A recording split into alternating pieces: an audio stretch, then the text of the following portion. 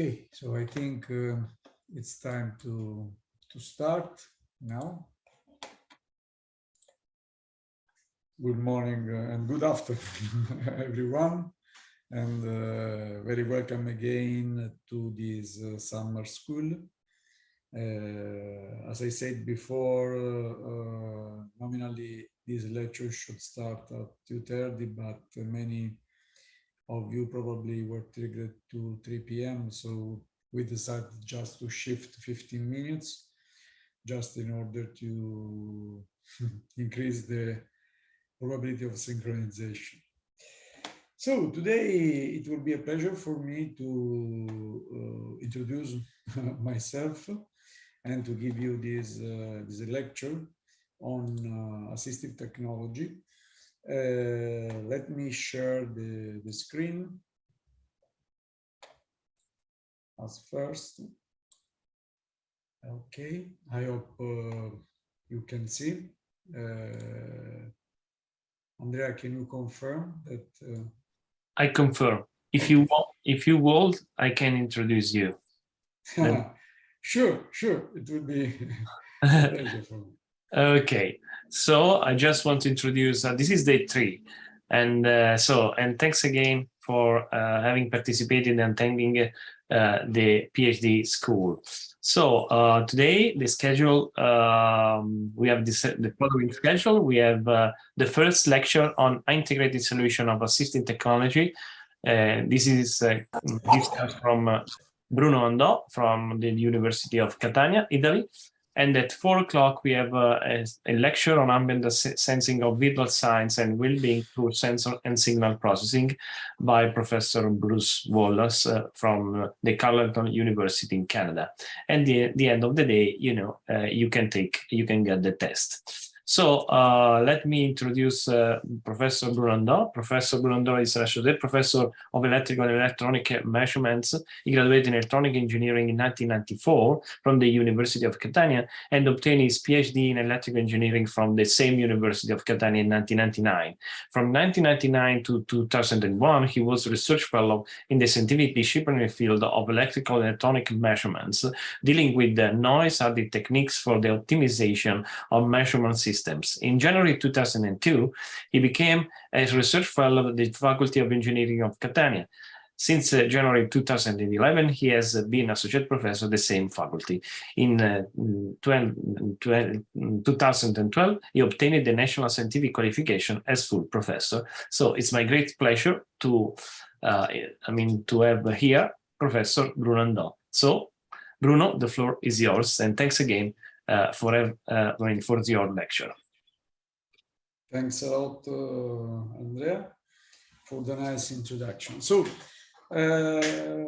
yes, as you were saying, basically, we are in the field of sensors and more specifically on multi-sensor embedded systems, addressing different field of application, of course. And today I'd like, and it's a real pleasure to talk about assistive technology and how sensors and technology in general can help frail users. Frail users means also, of course, elderly people, because we know they are really liking to live autonomously, and so we need to provide them some kind of technology which could improve the safety and, in general, the active aging and healthy aging and well-being. So let's start with very basic definitions. This is important because, of course, we need to trigger our language talking about this topic. In general, when we talk about assistive technologies, we talk about solutions to improve the life quality of people in general. While in the ambient assisted living, we try to address frail people. In particular, talking about assisted domotics means to improve the life quality of people living autonomously in their own premises. So this is the general definition. What is going on? Basically, we are seeing that during the last decades, more elderly are active, but at the same time, most of them can have some kind of problems, which means they could be somehow frail. And the idea is also to reduce the number of caregivers. We are already forcing this particular willing of the national authorities taking care about elderly and people in general, people with disability, because of course there is a need to reduce the cost of assistance. So basically new solutions, new technologies can improve the life quality of people, but at the same time also can help to reduce costs in the healthcare systems. Uh, which are the social objectives? Before starting talking about the technologies, it is interesting to have a look to the final target, what you want to reach in terms of outcomes of assistive technology. As we already said, increasing the safety. This is one of the most important thing. But the active and healthy aging is also a very important task to be fulfilled. Another important aspect is to prevent the social exclusion and try to support one each other, people, free people, caregivers, and social organizations. So all of these can be listed as the social objectives of assistive technology, which as a counterpart will require dedicated technologies. The technical objectives basically are related to, in general, support frail people during their daily activities. And this means that we need also to implement the physical and biophysical parameters monitoring in order to assess their status, to implement a smart alerting system which can immediately and autonomously, in an automatic way, launch some kind of alerts, which can be, of course, attention by caregivers or delivered to social care system. At the same time, there are the famous and very well-known topics of remote assistance, such as teleassistance, telemedicine. I'm sure that many of you already knows about this, which is the innovations which require our efforts, which require that many people, many engineering, but not all engineering, because this is, of course, a quite heterogeneous subject where the synergies between different competencies is very, very important. But in any case, all this pool of experts should work in order to bring innovations in the actual status or in the actual state of the art of technologies. Let's think about, as an example, the user interfaces, which must be definitely making accessible also by frail users or elderly in general. And we need also to think about new living environments which should be tailored on the basis of the user needs, as well as the use of innovative technologies which can be integrated with already pre-existing plants. So I'm sure that many of you knows about domotics. All of us like to turn on, turn off lights or the AC conditionings. And this can be done in many different ways, using the smartphone, using Alexa, talking with your tablet or whatever you want. So, or with your smartwatch. So this is the traditional domotics. Now the point is how we can extend the concept of traditional domotics in order to address the new subject, the new trend, which should be the assistive domotics. Assistive domotics means that not only we can, of course, exploit the traditional domotics, but we should add some other kind of technology, some other kind of functionalities in order to guarantee the safety, the well-being, and many other good impacts to people or elderly, people in general living alone or autonomously in their own premises.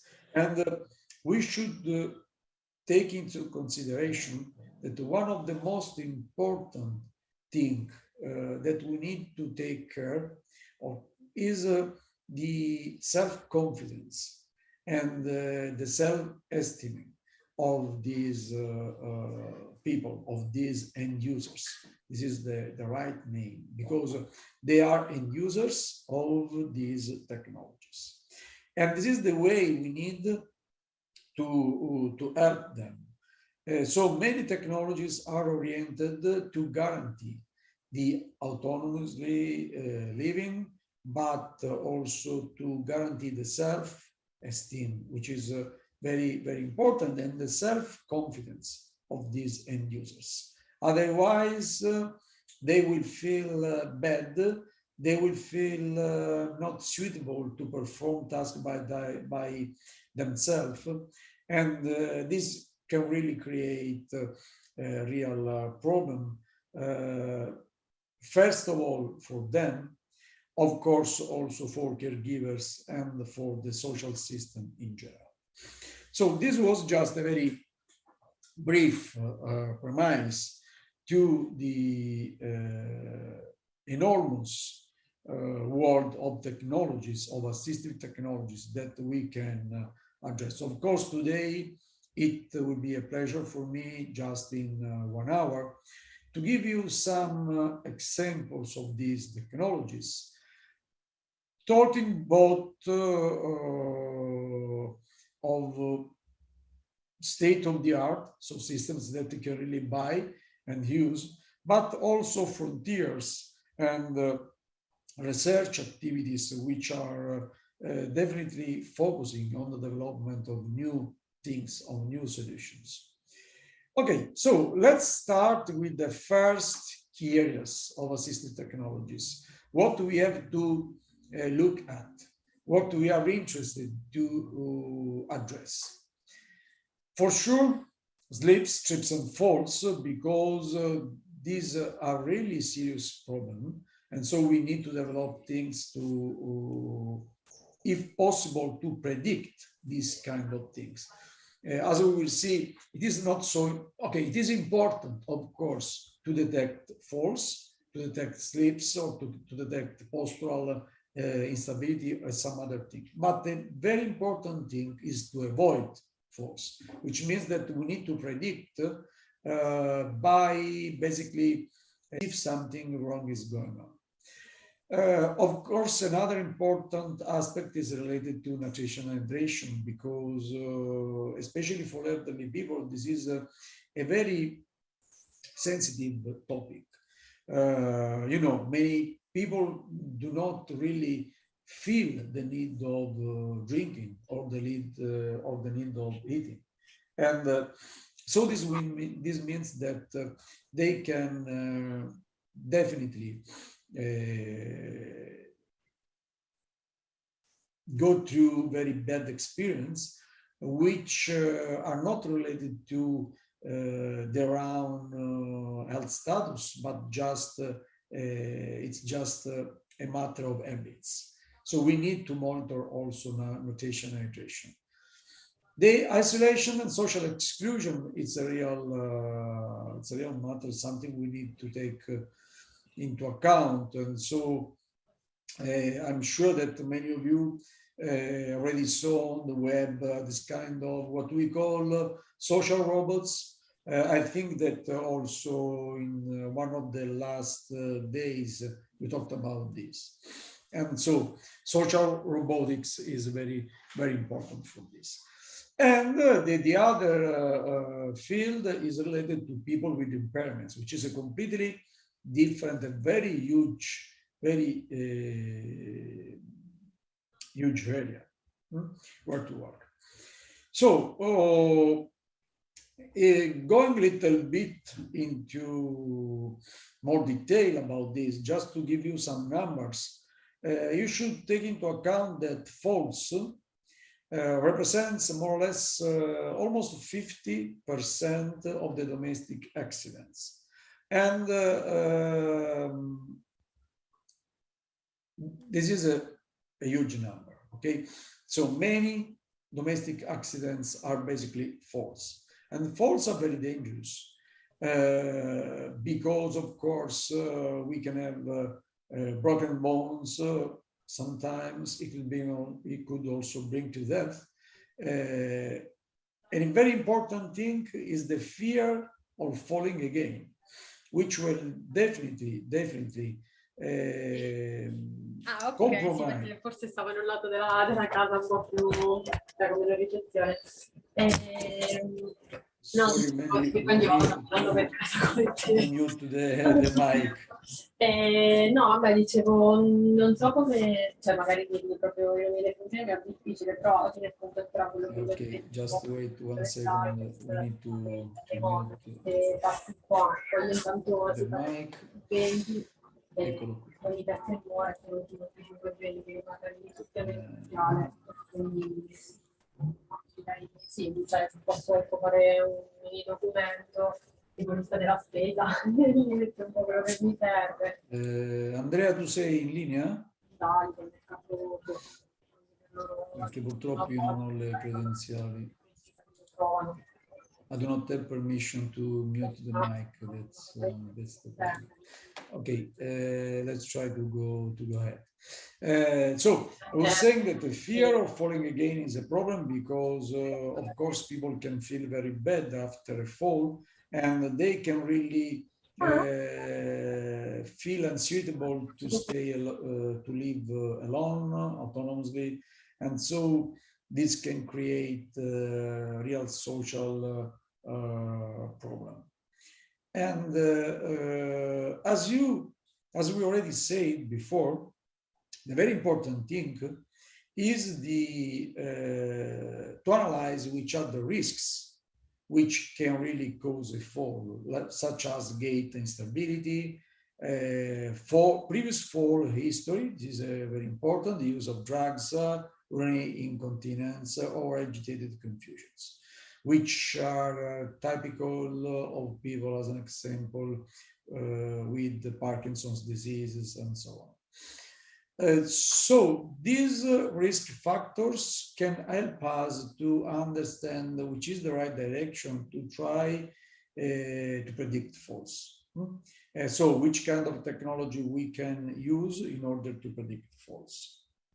Okay, so this being said, we need to, of course, go ahead and see which are solutions available on the market to do that. As you can know, we have many call alarms, which are also known as panic buttons. These are, of course, efficient, but if after a fall, the user is not able to press the button, these are completely useless. Automatic fault detectors. This is of course, the good solution, which can be implemented by using customized systems, but also smartphone-based systems. But again, this will not reduce the risk of falling. This will just detect faults. And so the idea, as an example, could be working on postural instability analysis in order to see if there are kind of instability behaviors which can potentially lead to a fall. So this is the one in red is one potential area of development for this kind of system. The fall detector reliability. Okay, this is just a general example, which is, of course, applicable to all the systems that we will see during this speech. The reliability of whichever ये चल रही है बड़ा भाई भी इसको ले रहा है the reliability of whichever technical systems is, of course, really important. But especially when the health monitoring is under consideration, the reliability, of course, is is just mandatory. This is a very simple definition, which can let us think about this. A robust fall detector is one that is able to classify a fall as a fall and a non-fall as a non-fall, even under real-life conditions, not only in labs or during the development phase. This is a very simple definition, but it is true. This is what we really want to have. The problem is to avoid false negative and false positive, because both of them are dangerous. False negative means that a fall can happen and the system does not detect it. If this happens, the consequence could be very, very, very bad. The false positive is that the system advises for some kind of events which is false, which is not true. So this means that caregivers are alerted, and after 2-3 times, they will not trust anymore in the device. So these aspects are very important, because from a technical point of view, when you are going to develop a system to detect fall or a system to predict fall, it is important that false negatives and false positives are really, really close to zero. Otherwise, the system is dangerous or even useless. And this robustness is not easy to be achieved, okay? And this is also why some solutions already available in the market are not so used up to now. As we already said, the consequence of fear of falling is very crucial point, so we need to avoid this. And fall detectors can really help a lot in order to improve the feeling and the self-esteem of the user, which can feel safe if they wear a fall detector, and so they can perform the everyday life without any problem. So the user perception of the reliability of the system is very, very important. Okay, this is in general both for end users and the caregivers. Of course, it is very important to take into account that also simply fall detectors can be very useful to provide assistance after a fall. Sometimes it may happen that after a fall, the user, if it, as an example, he or she is living alone, can basically stay there 6 hours, 8 hours, one day, who knows, okay? And this is very, very dangerous, of course. So fault detector can help a lot on that. Going through nutrition, hydration, also in this case, this is a very risky situation because, as we already said, they did not really demonstrate up to now the real feel, the real need of eating, of drinking. And so we need to monitor the intake of fluids and intake of foods. In order to do that, we can exploit different systems like reminder systems or the early detection of risks, so like balance or fluid intake measurements, which are not so easy to be used, and more than this, are not too easy to be accepted from end users. And this is one of the main things we should take into account when developing a new system, because the final end user is the one who will decide if to use or not, if that device can really make the difference or not. If the acceptability of the device is not so strong and people are not so confident that they will improve their life by using this system or that system, in that case, all the efforts in developing new solutions are completely useless. Talking about depression and installation, this is a very big topic, guys, which can be really focused and addressed by several approaches. Social robotics is something which can help. Games are something else which can help. So, as an example, we have this kind of social robots, no, which can allow the user to interact to the robot itself, but much more important to other people, to relatives, to the daughter, the son, or other relatives living maybe far from their home. Okay, so people with impairments is another interesting topic because, as you may know, the needs of these people is is a very huge topic with many different peculiarities, and we have solutions which are mainly based on the architectural and the style of basically the furniture inside the house, but at the same time we can also help with the real technologies. So systems which can really support the people with that kind of frills.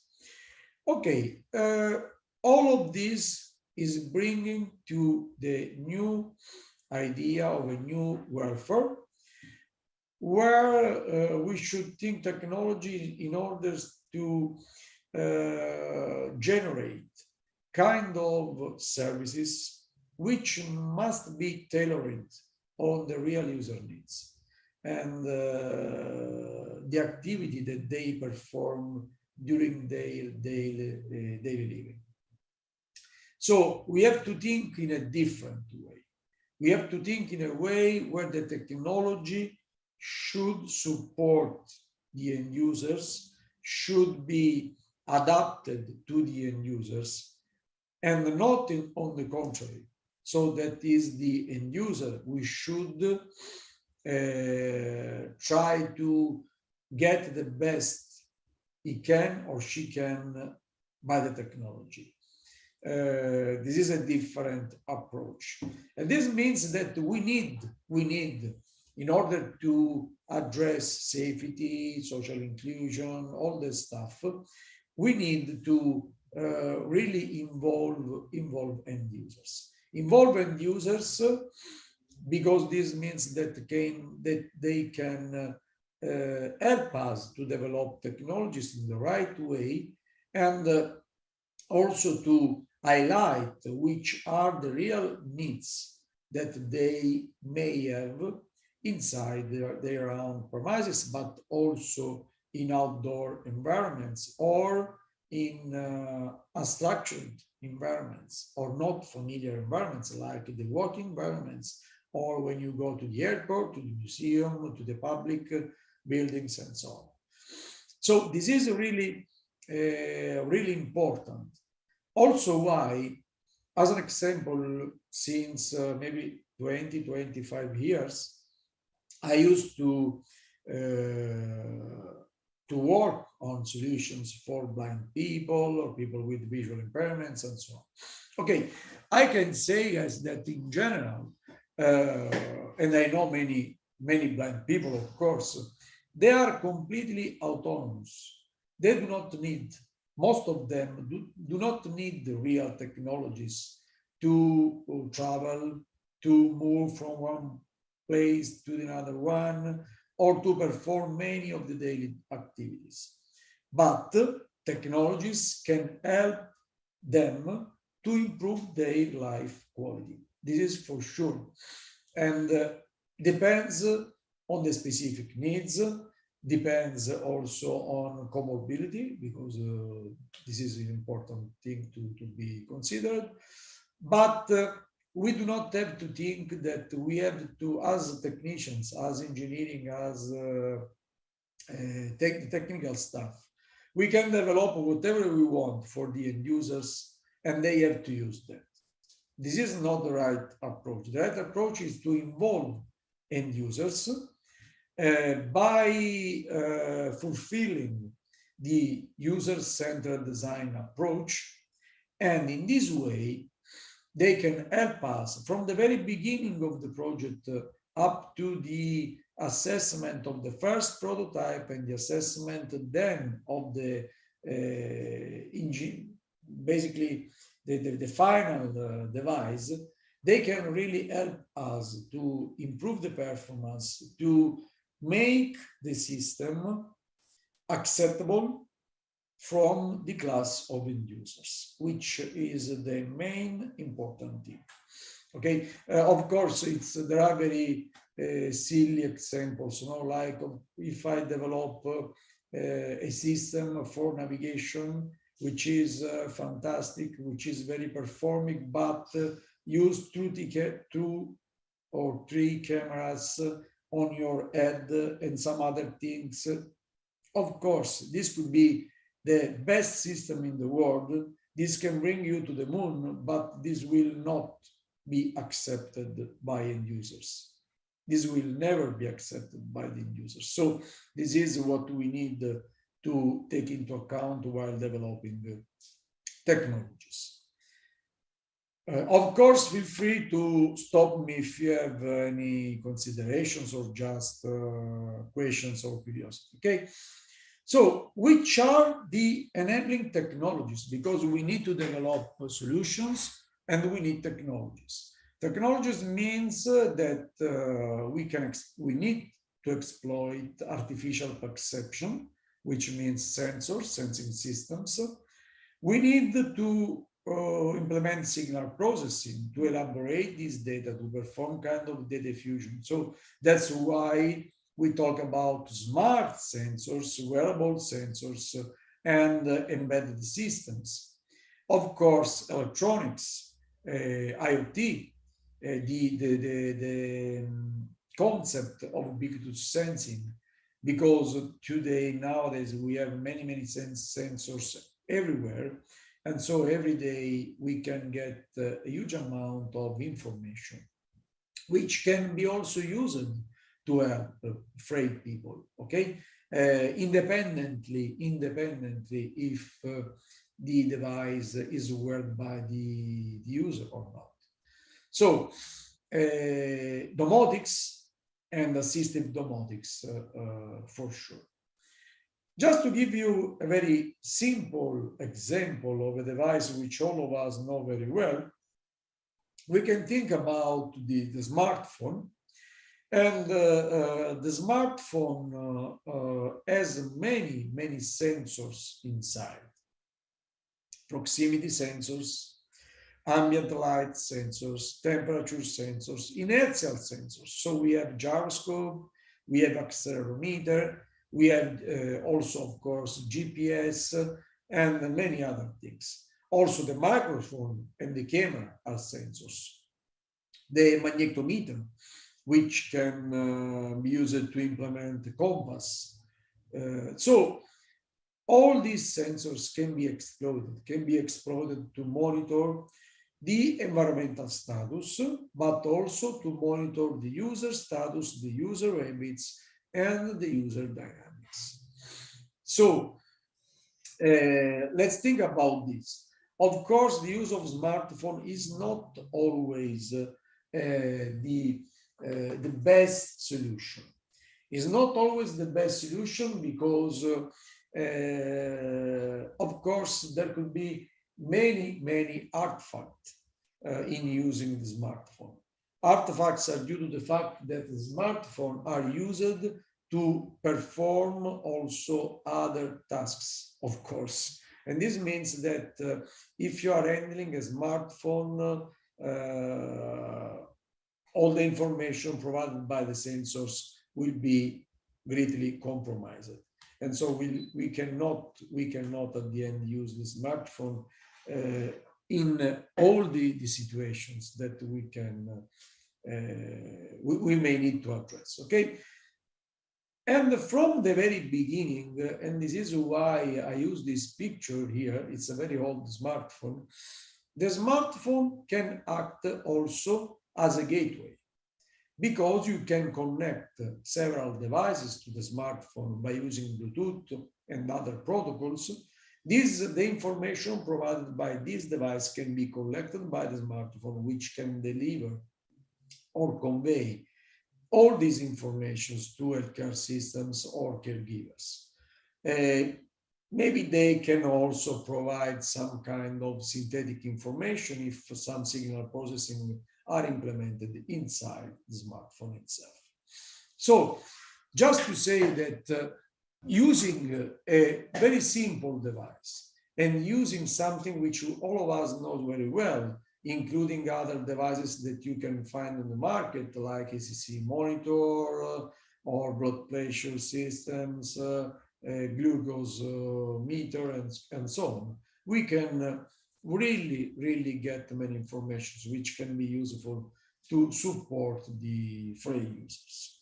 But I will show you much more than this. Here at the University of Catania, we are the sensor lab, which are really active in the field of assistive technology. And so during the last decades, we developed several systems for blind people, but also for people suffering for Parkinson's disease, for elderly people, and so on. This is, of course, a frontier research activity, which is funded by national and international projects. And I will talk to you about the Native Life project, which basically were a very best practice in the development of a platform of assistive technology for the elderly, for the independent and functional life.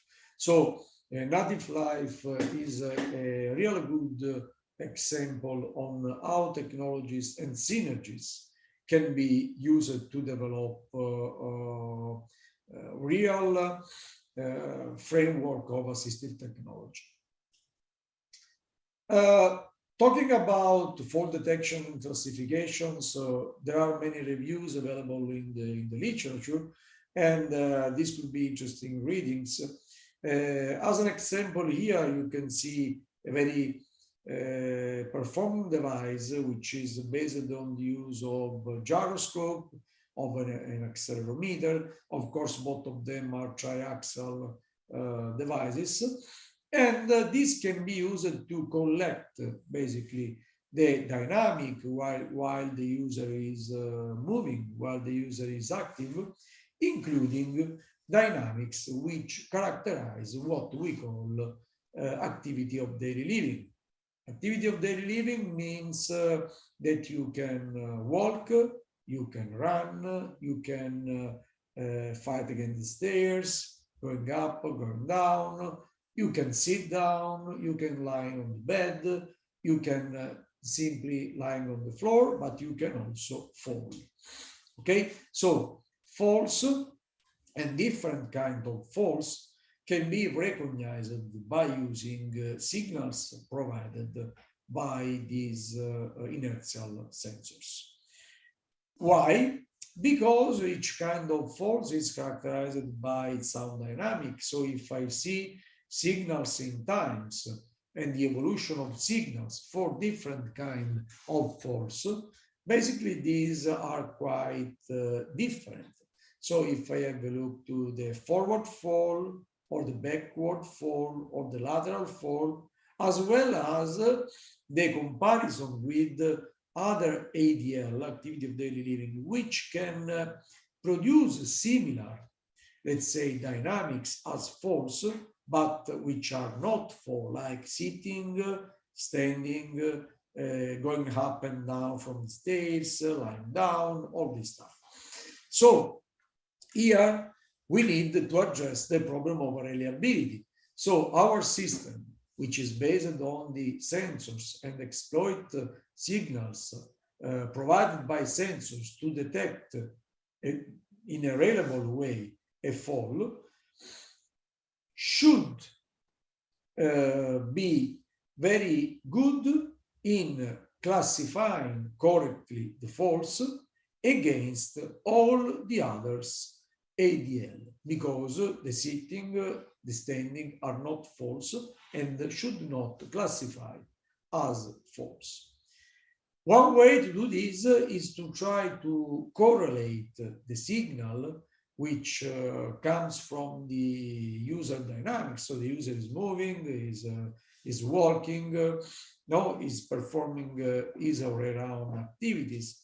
Okay, so we have these signals and we can compare, we can correlate these signals to the standard, what we call signatures. So kind of waveform which represents univocally the forward fall or the backward fall or the lateral fall. And the question is this new signal that I get from the user similar to a fall or not? And this should be, the answer to this should be reliable. Okay, the degree of reliability should be very high. In order to do that, we can use again what we call signature. So this kind of patterns, and at that point, as an example, we can perform the cross correlation between a target quantity, so an unknown signals, I do not know what is this signal, and a signature, in order to identify if the target pattern, the unknown pattern, is similar, and how much is similar to one of the class of false or other activities.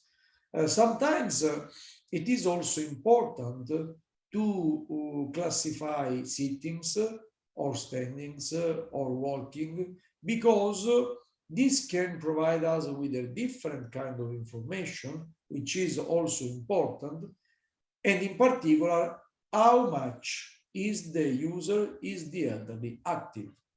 Is just lying on the sofa, is just lying on the bed, or sitting on the sofa, or it is really an active end user. So he used to walk, he used to go to move from one room to another, he used to go out and to make physical exercises or not. You know, if the end user is living alone, This is very important because we do not know what he is really doing during his day. We do not really know, okay? At the end of the day, we need to see which kind of activity he performed or she performed during the day. So this is important, being able to recognize these kind of things. Of course, we need some theory because right after the computation of the cross correlation, what we need to do is to recognize if the Mai sentito? Infatti ho detto una personalità eccentrica. Non è il caso di dare il nome okay. Always the same mic, I think it's still on. And so I was saying that after performing this cross correlation, which will provide us some kind of features, no, some kind of numbers to be compared with thresholds. If the thresholds, if the signal is above or below the thresholds, the classification of the event can be, of course, done. And so it is very important to estimate the sensitivity and the specificity, which are the two main quantities to be used to classify or to assess the reliability of the system. How the system is, how much it is sensitive and how much it is specific. Okay, just to give you a very simple example, sensitive means that the system is able to recognize all the faults. So it is very sensitive in this case. But if the system recognizes as a fault also other dynamics, it is not so specific. So this is what we need to guarantee, that the system will recognize the fault and that other dynamics are not classified as false. In this case, the specificity is very high too. This is just an example of the comparison between 10 observations of forward fall against other kind of dynamics. As you can see, the comparison as respect to the forward fall signature is very high, while the comparison with the other signature is not so high, which means that we can really detect the target quantity, the target dynamic as a forward fall.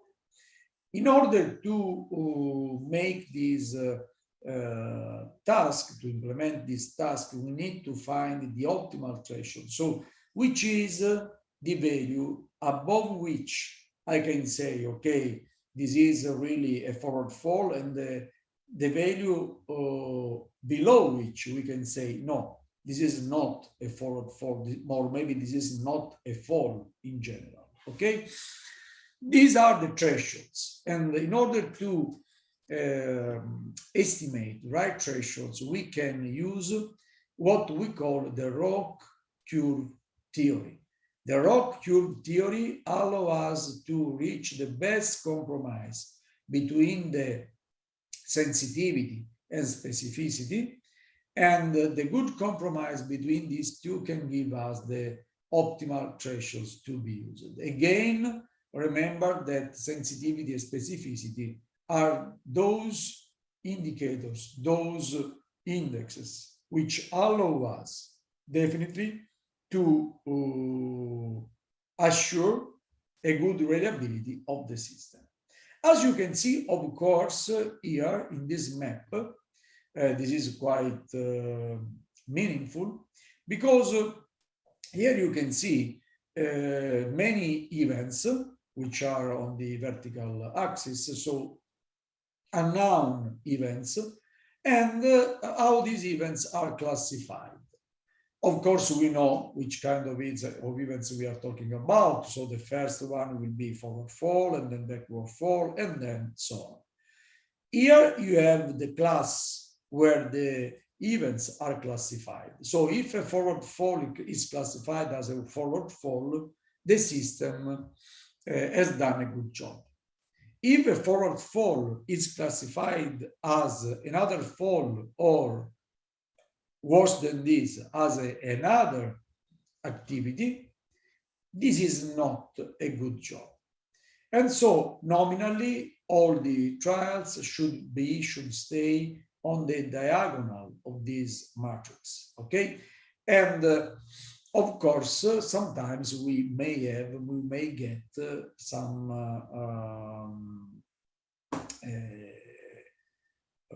behaviors which are not so optimized as it should be, and this means that we need to improve the system, of course. And so we can decide to use also other, or to combine also other techniques.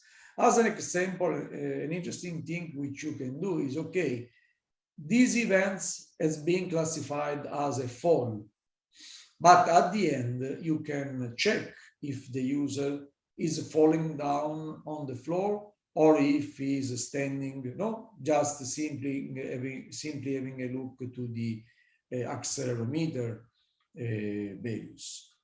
If it is standing on the lying on the floor, most probably it is a real fall, otherwise not. And so we can also use this kind of data fusion to improve the output of these systems.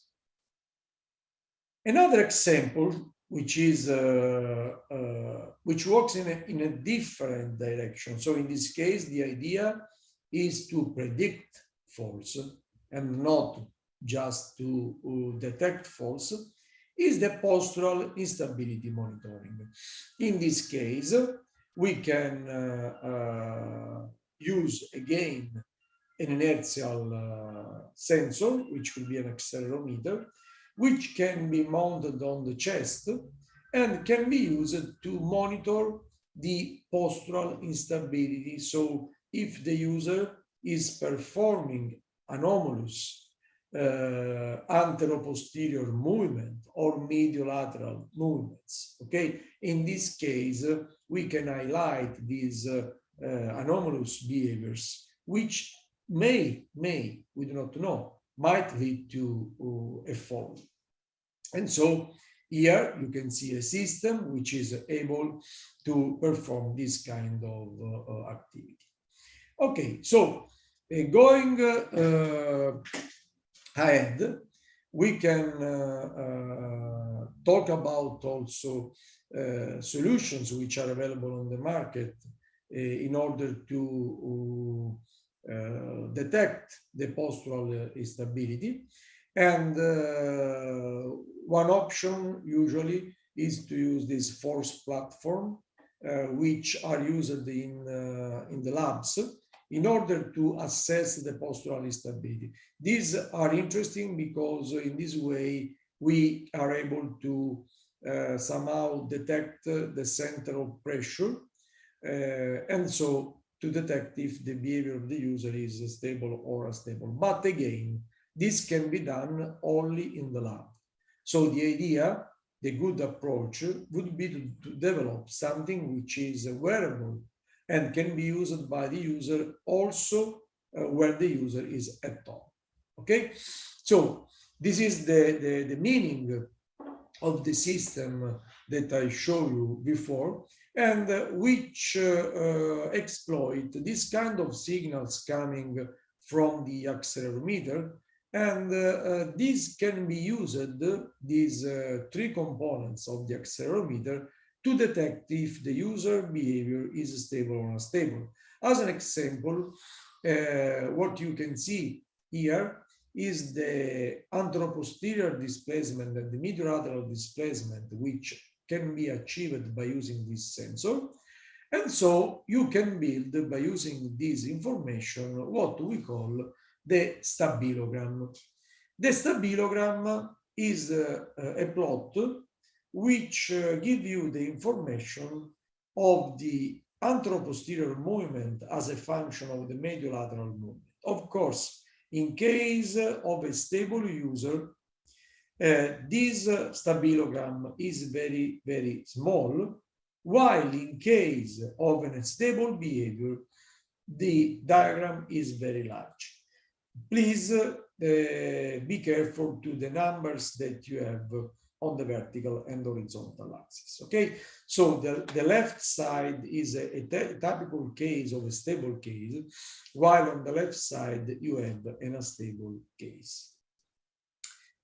From these plots, you can catch some features which can be used to detect if automatically, of course, if the user is behaving in a stable or unstable way. And so we can estimate, as an example, which is the maximum distance in this direction or in the horizontal direction. And we can also estimate the rectangular area, which is the area of the rectangle which contain the evolution, so the stabilogram, and some other parameters. By using these parameters, we can basically have a set of estimators, which we call feature, for each acquisition, for each pattern, for each observation. So you can observe, as an example, the behavior of the user for 5 or 10 seconds, and then you can extract these parameters, which can give you the right instruments to classify the user behavior as stable or unstable.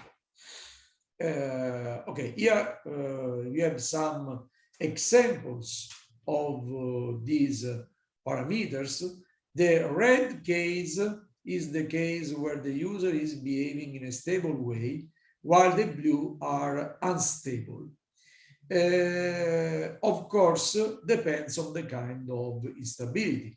If you have an anteroposterior instability, so the movement is along this direction, of course, you will not get the mediolateral displacement, while you will get the anteroposterior displacement, and vice versa.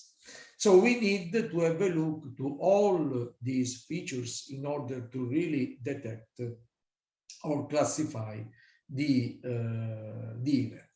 Of course, in order to classify this, we need to compare the value of these features to some kind of thresholds. So again, we are going to use the curve, the ROC curve, in order to detect the thresholds. And by using kind of algorithms, I will not miss time to explain the algorithm, but just the idea. So you are getting the unknown pattern from the acceleration. You are computing basically the stabilogram, getting the features, comparing the features with the thresholds, and then estimate if the user is stable or if the user is unstable, along with a very important parameters, which is the reliability. The reliability, let's say, can be easily estimated by taking into account how far are these features from the threshold. If the features are very far from the threshold, usually the estimation is very reliable. If the features are very close to the thresholds, in that case, this is not very good, because maybe we are borderline between a stable or an unstable case, and so this can really produce false positive or false negative. Right after that, you have the classification. So at the end, what you need are what the caregiver needs. Okay, what we have to provide to caregiver are basically two informations. The first one on the very top, 0 stable, 1 unstable. That's it. And the other synthetic information is which is the reliability of this assessment.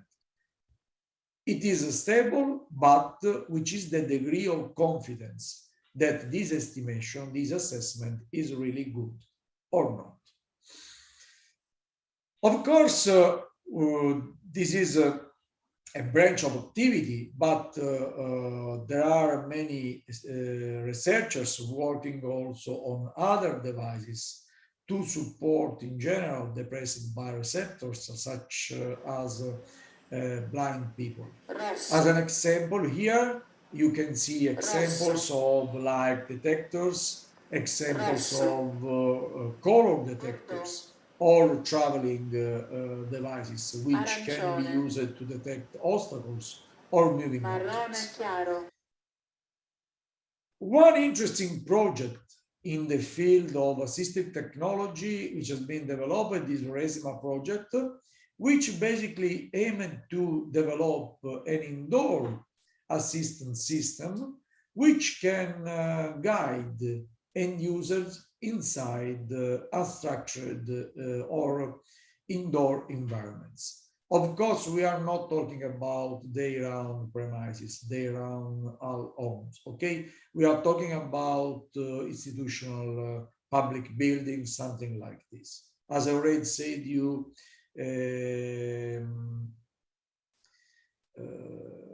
exploiting indoor environments, if this environment is my own house or my own home, does not make sense. We do not need technology to do that, okay? While for public buildings, yes, it makes sense. So this means that this project will basically address needs of visually impaired people, and the application context is the one of the public sites. The idea, the target is to follow the user inside the environment, and which means from a technical point of view, from a technology point of view, indoor localization. Indoor localization is a real challenge, okay? We cannot use GPS in indoor environment. So we need to develop something which is very accurate, which can detect the position of the user with an accuracy of 2 to 5 centimeters.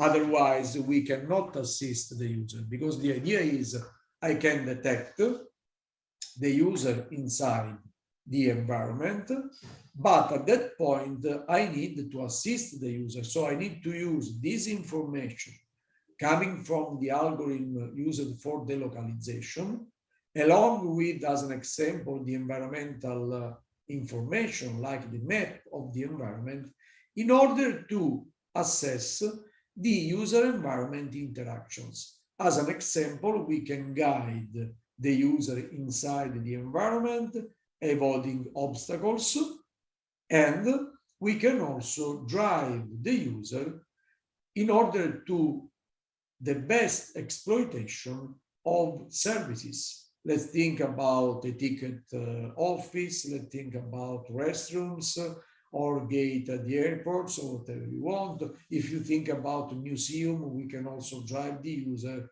to the right site to exploit at the best his or her visit to the museum. Okay, so this is the main target. At the same time, if we know the user position, but we know also the user status, like the postural instability or the postural status, we can also monitor his health, his health status, and so we can also try to help in case of any needs. This means that we need also a decision support system, so something which is able to automatically process this information and provide information useful to the caregiver, to the care center, to the supervisor, because of course we need to assist in the best way we can the user. Some of these messages can be also delivered directly to the user in case, again, to help him to reach a target or to avoid an obstacle. And so this is the way we can work by exploiting the knowledge of the user positions and providing message both for the user and for the caregivers. In order to do that, we need sensors, we need wireless sensor network, which should be installed in the environment. And here I can show you the idea of the localization. The localization, the indoor localization can be implemented by using a multi-sensor network. And the multi-sensor network will exploit, in this case, is exploiting ultrasound sensors and the trilateration algorithm, which is basically represented by this matricial form, which use the distance of the user, which is the blue point, against or to the fixed nodes installed in the environment. If you have many nodes, you can increase the accuracy of the localization. And this is an example on how the user can be localized inside the environment. Okay, of course, we can use this to follow the user movement inside the environment. As you can see in this video, where on the left side you have an end user wearing the system, while on the right side you can basically see the reconstruction of his position in the map of the environment, which is the green point moving inside the map.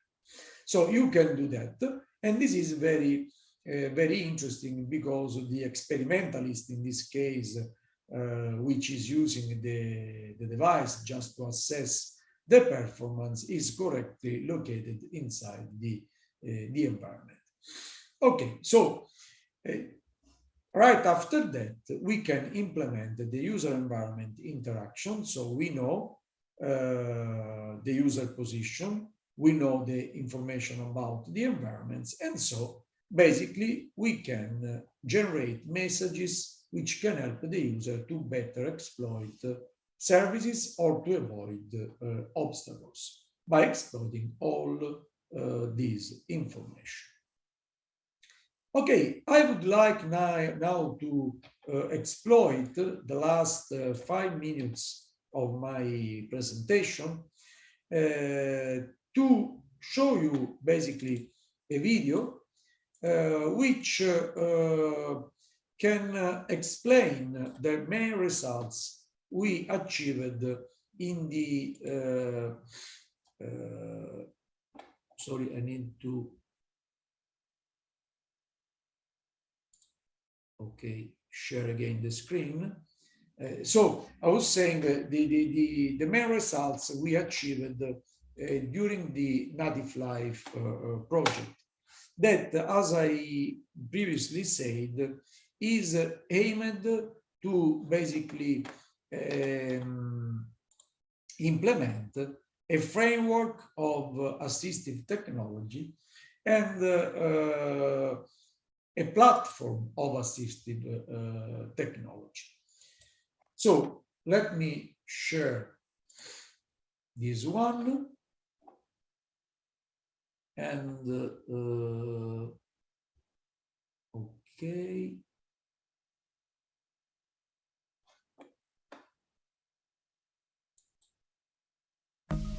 The Native Life project Can is you an hear innovative project aimed at developing the technologies audio? to improve the quality of life of elderly people living on their own. Yes. Okay, thank you very much. To live alone in safety condition, it is in general important that a family member, relative or doctor is immediately warned in case of danger. Technology can come to our assistance by providing devices allowing monitoring the activities carried out by the person living at home, and, if necessary, warn a relative or assistant staff. This is done without any violation of user privacy, without the need to make use of complex devices, and without changing user habits. The technology shown in the video is particularly effective and useful even in the current health emergency situation linked to COVID-19, in which, due to restrictive measures to contain the infection, many elderly people find themselves forced to remain alone in their places. In these conditions, it can be particularly difficult to receive a visit from a family member or healthcare professional on a daily basis.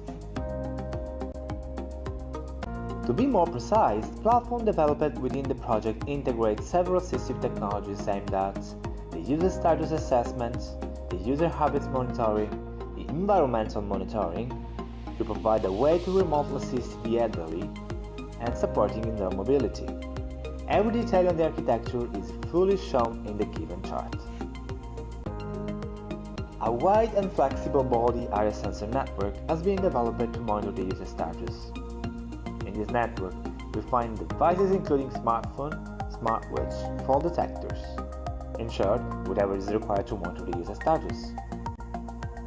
The Native Life platform has been installed in pilot demo site in Sicily, Malta, resembling typical living environments.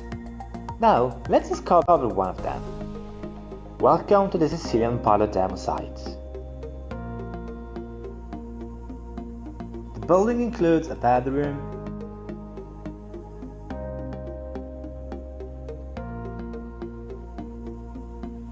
a fully equipped kitchen,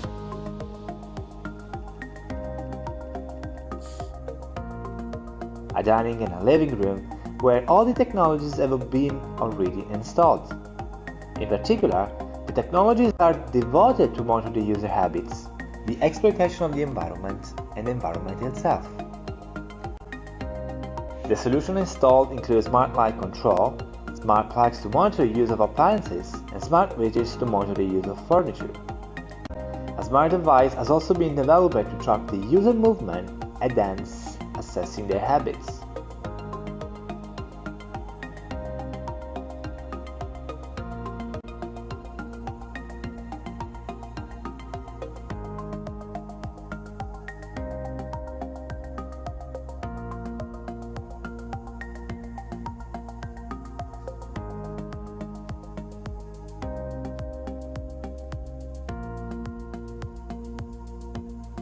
Moreover, a smart cushion has been integrated for the sake of monitoring the body's sitting posture. A proper sitting posture can have an incredible effect on the quality of our life. Every information is accessible to the user by means of a smartphone application, while automatic system can promptly detect events such as fall or activity of daily living. An innovative system for user motion tracking has been integrated in the environment, showing amazing performance in tracking both user or walker. The system can provide precise and necessary information which are strategic in assessing the user status. The system also reliably detects the presence of walker used by subjects having some form of motor deficit. Privacy is guaranteed thanks to the TAP technology. An instrumented walker provides updated function and is able to assist elderly mobility.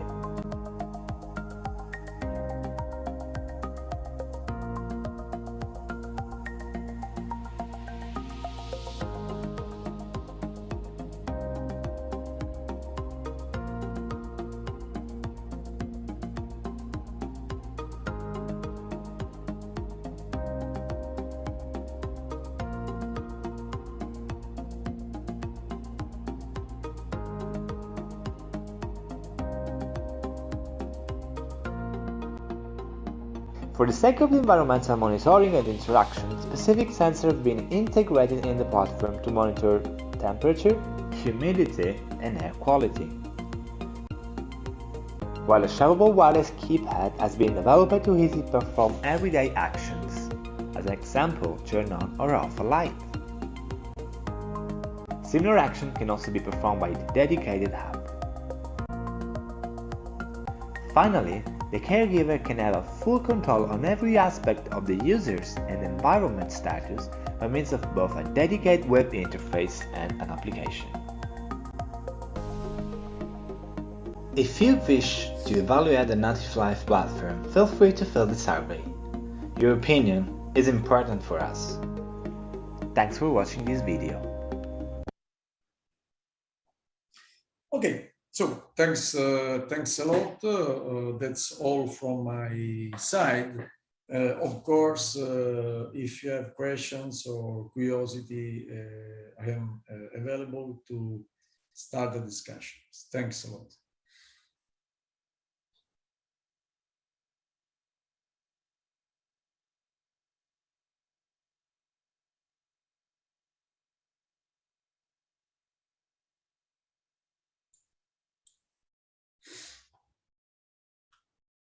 Okay, so if there are no questions, no curiosity, of course, you can also send me an email or a message, okay, and I will try to reply in the best way I can. So thanks a lot for attending this lecture. Now we have to wait for the next speaker, which is Professor Bruce Wallace, and I suggest to get a 5 minutes break, and then we can start with the next lecture. Thanks a lot again. Okay, thank you.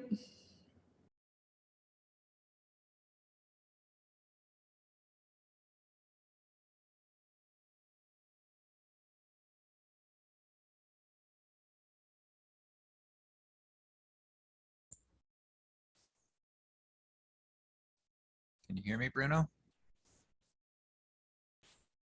Yes, of course. Okay. Okay.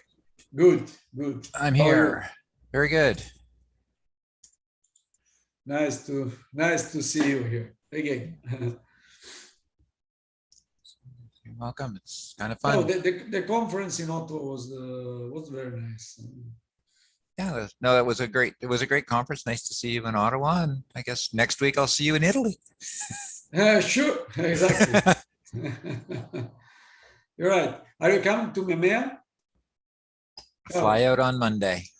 Monday. Good. Where do you stay there? Yeah, I'm staying right at the conference house hotel. Oh, okay. Okay. So see you on Wednesday. Wednesday morning, I'll be there. Yeah, because I get into Sicily noonish on Tuesday. Yeah, okay. Are you flying to Catania? Yes. Rome, then Catania. Rome, then Catania, sure.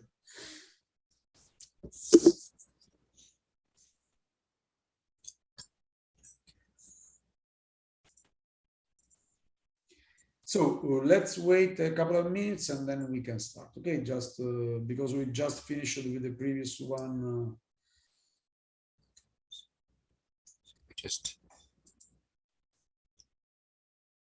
Can we just do the test drive that I can share my screen? Yes, yes, yes. In the meantime, it is good if you can share the screen. Just to prove it works.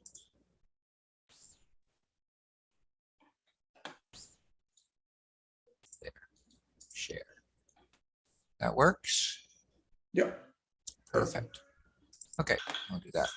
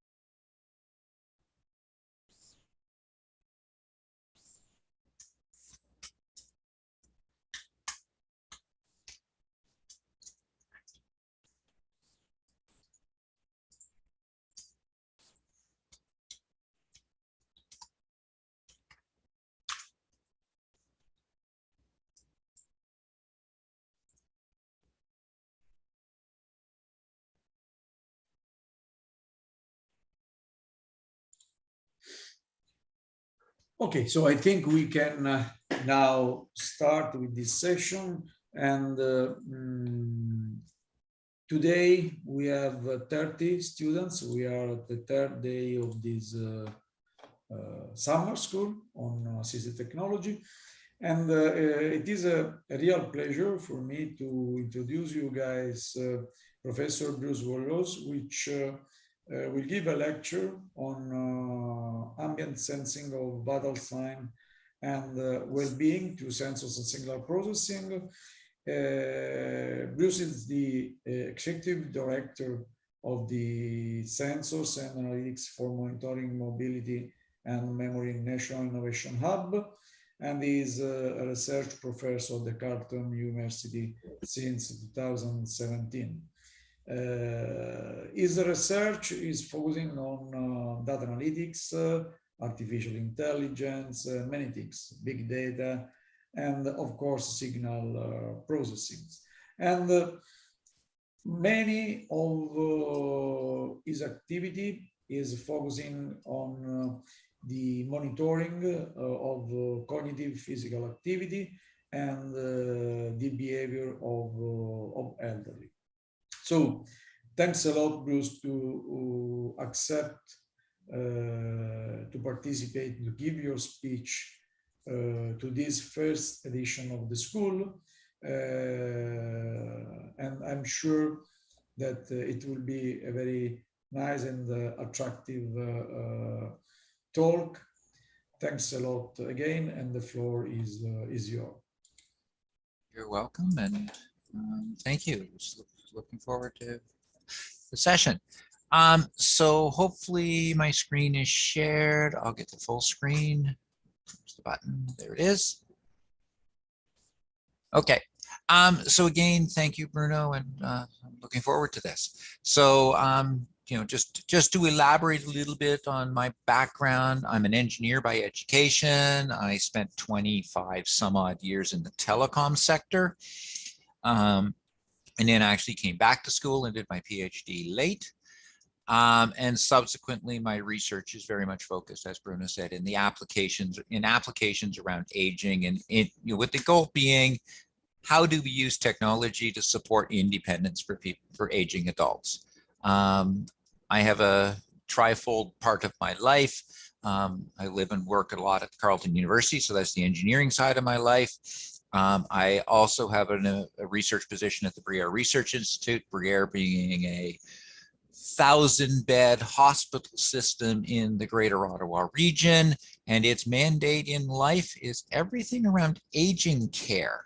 As being one of its major medicine focuses. So all of the dementia specialist physicians work there.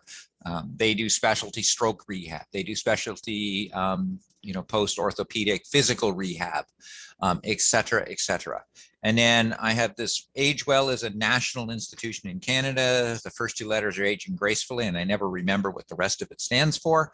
And it's a national organization of hospitals, academics, and companies looking at applications and technologies, again, to support aging.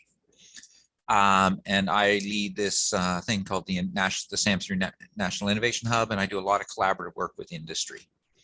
So that's my quick introduction. I want to acknowledge Dr. Rafiq Gabran and Dr. Frank Knuffel and many, many other students, et cetera, who have contributed to this across the universities, et cetera. A lot of this work is more than mine, and so I'll just give them credit at the top. So my agenda, why are we looking at ambient assessment with the alternative being wearables? And then let's start and talk about what are the measures of ambient assessment, because a lot of people talk about, the first and obvious thing is how do we measure vital signs? It turns out for well-being, they're not as important as a bunch of other measures. So we're starting to look at a bunch of the other measures also. And then how do we bring it together, and where are some of the places we're going in terms of our own research team? So why ambient assessment? It's absolutely critical that we support independence in aging. Ongoing assessment can provide that needed information for the care partners, the family, et cetera. So the comment I'll make is a lot of the issues of aging are very, very minor asymptomatic issues. Once they become symptomatic, they're very, very overt. You know, somebody who's got a little bit of cognitive decline causing them to have a little bit of memory issues, you know, can hide it for a long time. And once it's not hideable, it has progressed to a significant level. And so there's this fundamental issue of how do we get accurate assessment so you can intervene early and start fixing and helping the person before it becomes an acute issue. The other comment would be is, you know, the physicians, right? If you're a physician who's got a practice in geriatric medicine, dementia care, you know, as a specialty, et cetera, you know, you might get to see your patient once a year. When they walk into your office, what you really want to know is, has their ability to live their life changed? And is, you know, decline causing them issues? And then as from that, how could you help?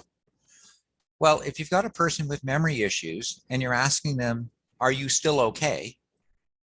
Well, by definition, you have a problem with the question, because if they've got memory issues, you're not going to get an accurate answer. The obvious thing that some people say is, well, you ask the family. The family answer is known to be biased. It could be biased in a negative way, a spouse understating the issues that they're seeing with their partner because they don't want to embarrass their partner, or overstated.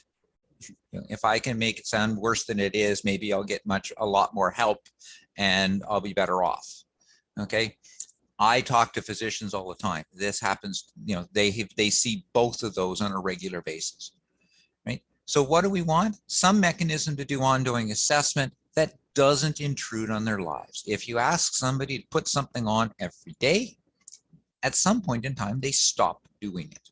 Whether that's a watch, you know, the Fitbits of the world, a special shirt, or whatever else, you find that the compliance is really, really questionable. What we've actually noticed in, you know, if you're talking about dementia patients, if you ask them to wear something, they're going to look at the Fitbit or whatever it is on their wrist, and they're going to go, that's not my watch. And they will actually proactively take it off. They have cognitive issues, right? So there's a lot of issues. And that's one of the reasons we look at ambient. How do we put sensors around the environment, and what can we learn from it? We recognize this introduces a complex challenge for our lives, which is, are we assessing the correct person, right? If you're talking about a house with a, you know, let's say a retired couple in it, and you're worried about one spousal partner, yes, you are going to be seeing data from the other one. And that's a challenge that we've introduced by going to ambient, but that's where we're going. Okay, so that's sort of the foundation of why we look at ambient. So let's start and look at how can we, and where are the technologies moving for us to be able to do ambient assessment of vital, you know, ambient assessments, and we'll start with vital signs. So what are the classic ones? We'll start with respiration rate. You know, can you measure breathing? Okay, and there's basic respiration rate, you know, the 15 breaths per minute or plus or minus that you would expect somebody to have. The next level of that is sleep apnea. So a specific breathing related issue.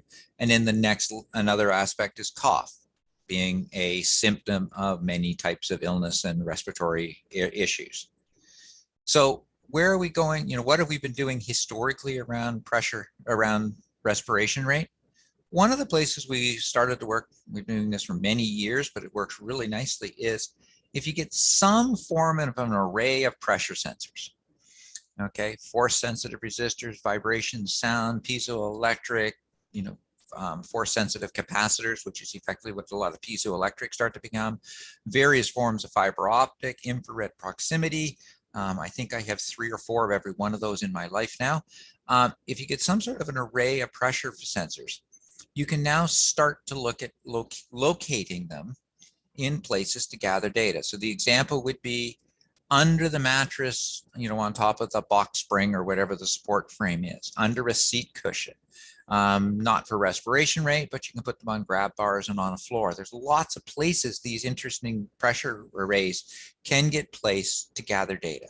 And if I specifically look at respiration, most of our work is based on putting it under the bed, under the mattress. right? So the basic setup model that we're looking at is if you put the pressure sensor under the mattress so that it's, that's underneath of the torso of the individual, okay?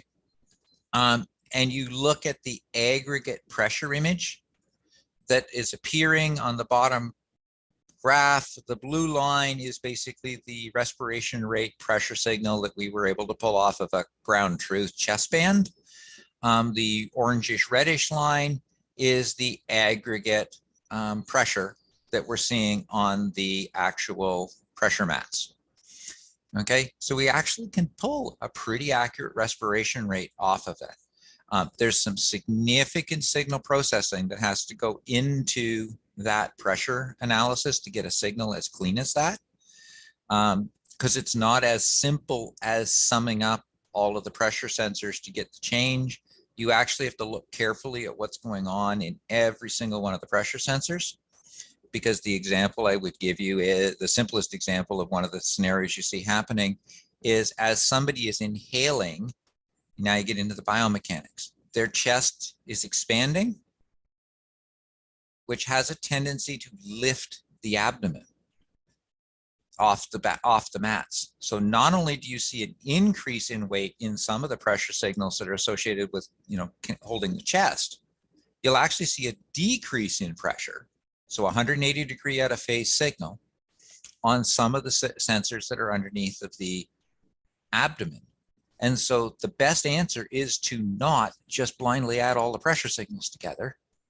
You actually have to take a number of the signals and invert them before you add them, so that you get the benefit of this out of phase that's buried in the biomechanics that we just need to understand.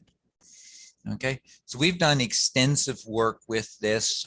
Literally to this day, we are still doing this. We have our latest pressure sensors deployed in a sleep lab right now, collecting data. The nice thing about doing work in sleep labs is you have this beautiful ground truth of all of the other sensors. They connect to the participants. Why? One of the things we're looking at is sleep apnea. Okay, so the basic definition of sleep apnea is the cessation of breathing for 10 or more seconds. There are two variants of sleep apnea. So central sleep apnea is where the breathing has stopped because literally the muscular action to try and move air isn't happening. There's no chest expansion, no diaphragm movement. It's literally the body is choosing for whatever reason to not try to breathe. There's obstructive sleep apnea, which is now something we're looking at, where the body is trying to move air, but for some reason the airway is blocked. So you're seeing the chest and the diaphragm movements, but you're not seeing any airflow. Okay, the work I'm talking about here has been focused on central, so there's no movement. And we have built out a number of different papers in the references about, methods of being able to detect central sleep apneas in purely the pressure sensitive mat flow, with the objective here being, today, if you want to diagnose central sleep apnea, how is it done? You go to a sleep lab, they connect you to ECGs and EEGs and chest band respiration belts and airflow measures and all kinds of other things. It's a really bad night's sleep. Those labs are hard to get into, at least in Canada. Whereas this is something, from a triage perspective, can be put under a person's bed to get some basic information about what's going on. Okay. Absolute bleeding edge research to the point that this is stuff we were talking about in a research meeting a week ago, and haven't even got around to, are still trying to get the publishing. We are now doing obstructive sleep apnea because we are working on getting an incremental measure coming into it to allow us to be able to get the lack of airflow. So it turns out that you can pull that off of a blood oxygen sensor and add that into the model, and it gives you the alternative to be able to diagnose it. And that's stuff we're still working on getting published. Video magnification. Okay, I'm going to come back to this topic a few different times. Video magnification is a really interesting technique. It has its roots in some research done originally between, well, there was two papers published at almost the same time, one from MIT and one from Philips, the Dutch portion of Philips. Around, and the concept of video magnification is, can we look for things in video that in some cases is down into the noise floor in the video, but if you do intense design and look at it, you can go find it. So the example here would be is, when you are inhaling, there's the air around the nostrils in this particular case is going to be room temperature air because you're breathing in. When you're exhaling, the air coming out of the nostrils is going to be roughly body temperature. Okay, and the picture at the top is just basically a thermal camera picture of it, and you can sort of see it's there, but it's hard to see. But what you could do with video magnification is take regions of it and look for those slight, let me start again. There's a lot of noise in the picture. Pixel to pixel, the noise is not correlated. But the breathing motion is causing a very low level signal that is correlated from pixel to pixel, but in the noise floor. If you take a bunch of adjacent pixels, add them together, do a lot of filtering and averaging on them, you can then amplify and look for the correlated low-level signal. And the bottom picture is showing basically a reassembled picture where that slight correlated change has been augmented in the image. And now you can see the cold nose on the two inhales and the warm nose. And now you have a basis to do the further image processing of, let's look at the nose, let's look at the change in intensity, and from that, pull out a respiration rate. Okay, so that's the concept of video magnification. In this particular case, applied to thermal video. We've made the observation in the lab that COVID has made video magnification and respiration rate detection really easy, because when you breathe in, your whole mass goes to room temperature. When you breathe out, the whole mass goes to body temperature, and it is really, it's easy to do. But in an unmasked world, it's a bit of a challenge. But this is an interesting place for exploring. Absolute latest and greatest work on this.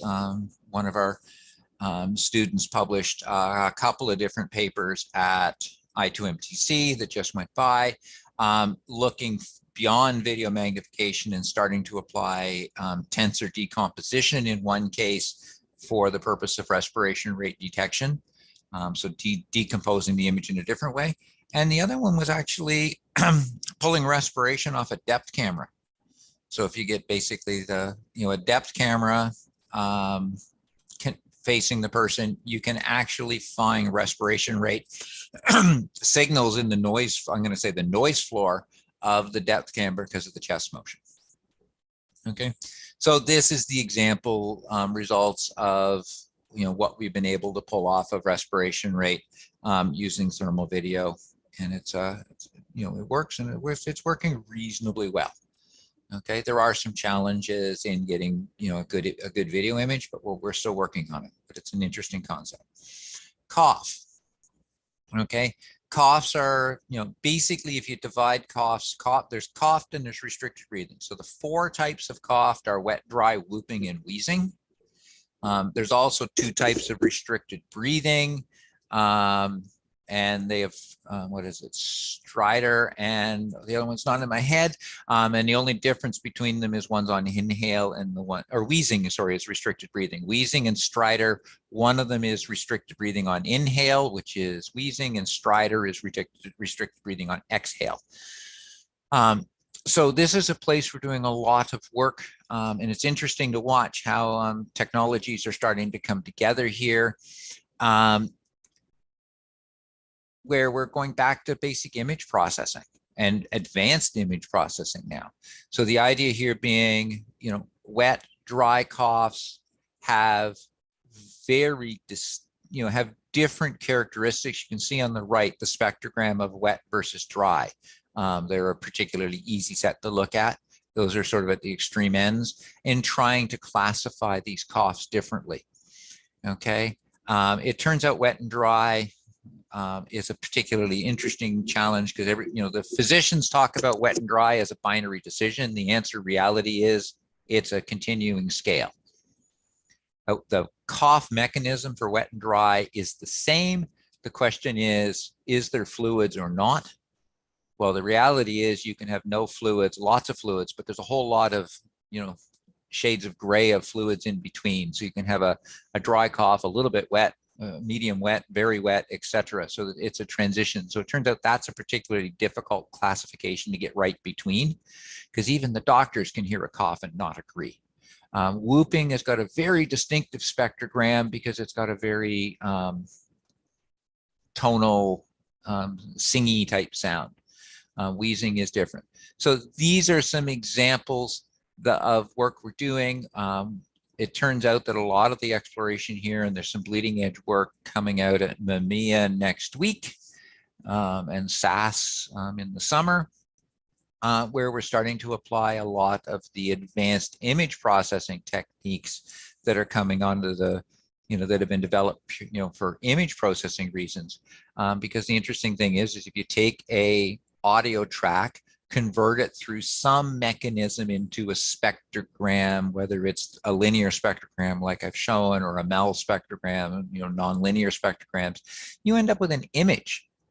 And now a lot of image processing deep learning techniques are coming into play. Our current work is focused on continuing to expand and the ability to detect the different cough types and breathing types. And we're doing a lot of work exploring the COVID cough, and I put that in quotes because everything we can find in the lab and research looking at it, there is no such thing as a distinct COVID cough. The reality is a cough is a symptom of COVID. Early in the infection phase, your cough is very dry. Late in the infection phase, if it's got down into your lungs and become fluid, your cough is very wet. But if we've looked at COVID coughs across the continuum and they look just like dry coughs or just like wet coughs, there's nothing that makes them special in comparison to wet and dry coughs from other mechanisms. Okay. The transition is an interesting thing, though, because it's one of the few illnesses where there is a dry to wet transition of that significance. So that's an example. Let's move on. Ambient assessment of circulation-related things. So heart flow, blood pressure. So what are some of the things we're looking at? So heart rate assessment per se, right? What is the average heart rate? So, typically a beats per minute type measure. How do we, can you dig into it? What's your heart rate? Is it 60? Is it 65? Is it 70? Heart rate variability is the variation in the beat time. Nobody's heart is a metronome that is perfectly synced at 60 beats per minute. It goes a little faster and a little slower for lots of reasons. And small levels are normal, but if you get large levels of heart rate variability, it can be indicative. So if you can not only measure a heart rate, but you can actually understand where each individual heartbeat happened, and you can get at the second order statistics of it, it gets very interesting. The other concept that we're looking at that's important to understand is pulse transit time. Okay, so the basic physiology is it's defined as the time between when the heart compressed and when the pulse wave got to the point you're looking at, right? It's a fluid dynamics problem. It takes time for the wave to get through. Okay, for a particular given individual, if you're looking at the pulse transit time on them now versus a day from now, the biomechanics of their arterial system won't really change a great deal. They're not going to get a lot longer. They're not going to get a lot bigger. And so if you see variation in pulse transit time, it is well documented that it's got a correlation to blood pressure, right? So, if you see the pulse transit time get shorter, if the blood's moving faster, it's directly correlated with blood pressure. So this leads us to the question of if we can come up with an ambient mechanism of doing pulse transit time, it becomes interesting because it gives us a path to the beginnings of blood pressure. Okay, so heart rate and looking at color video. one of my grad students who just finished her master's. This is some of her work, right? And the idea here is, if you've got a video in this particular piece, we're probably talking 30, 60 seconds of video, and you look at the skin, and we're going to come back to that video magnification algorithm. So when the blood is flowing in your capillaries, there's blood in your capillaries. When the blood is not flowing in the capillaries are empty. So the result is, on every heart compression, there's an ever so slight redshift that is way deep in the noise floor, but it is a correlated signal on all pixels. They all do this little slight redshift. And so if we can do something to go find it, it gets very interesting. Turns out, and if the only explanation I've got for it is go back to art school. Green is at the opposite side of red, if you remember in art school. It turns out that if you look at the actual color bands, in a typical RGB camera, the red shift is actually most visible in the green RGB signal. So on the top right, if you sort of walk through the picture, there's that little rectangle region of interest off her forehead.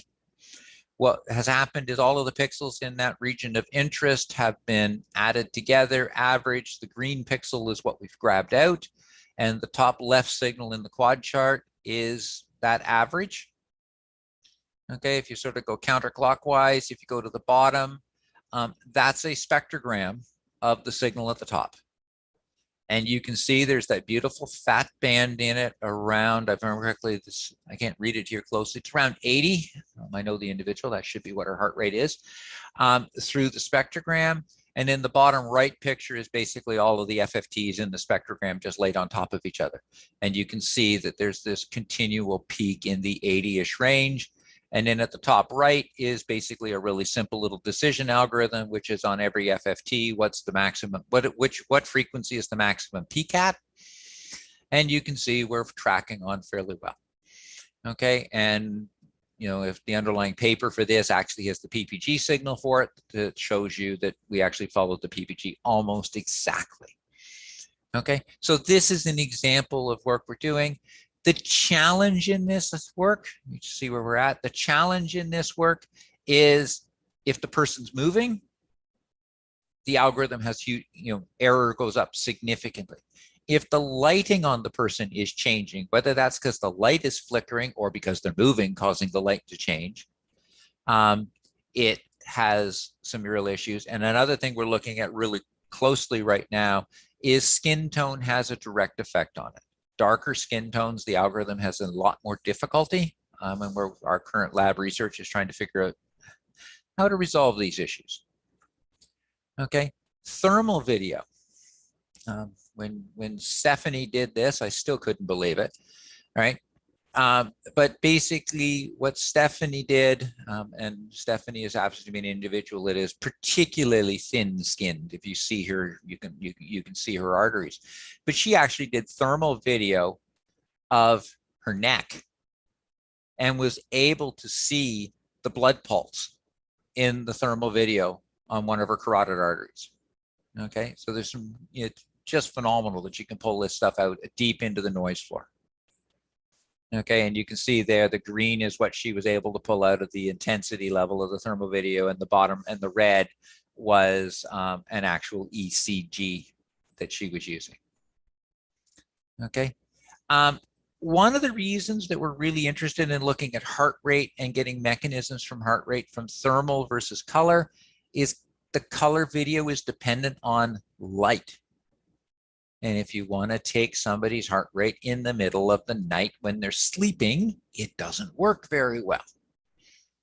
Okay, and so this is some work again that Stephanie Bennett did in our team, where she was looking at what was the heart rate she could pull off of an individual as the light was decreased in the room.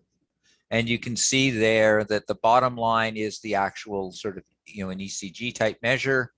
The blue line is the thermal signal, which is basically not affected by light. Okay, it is affected by breathing, which is what that waveform you can see is, but it's not affected by light. And in the top one, you can see is as the room got darker, the signal that we were able to pull off of the visible light camera basically went to nothing. Okay, so we continue to explore, and thermal cameras are really interesting because thermal cameras are becoming cheap. I'll pick one up off my desk. This is a $200 thermal camera I can plug into my iPhone, so they're getting cheap and easy to grab.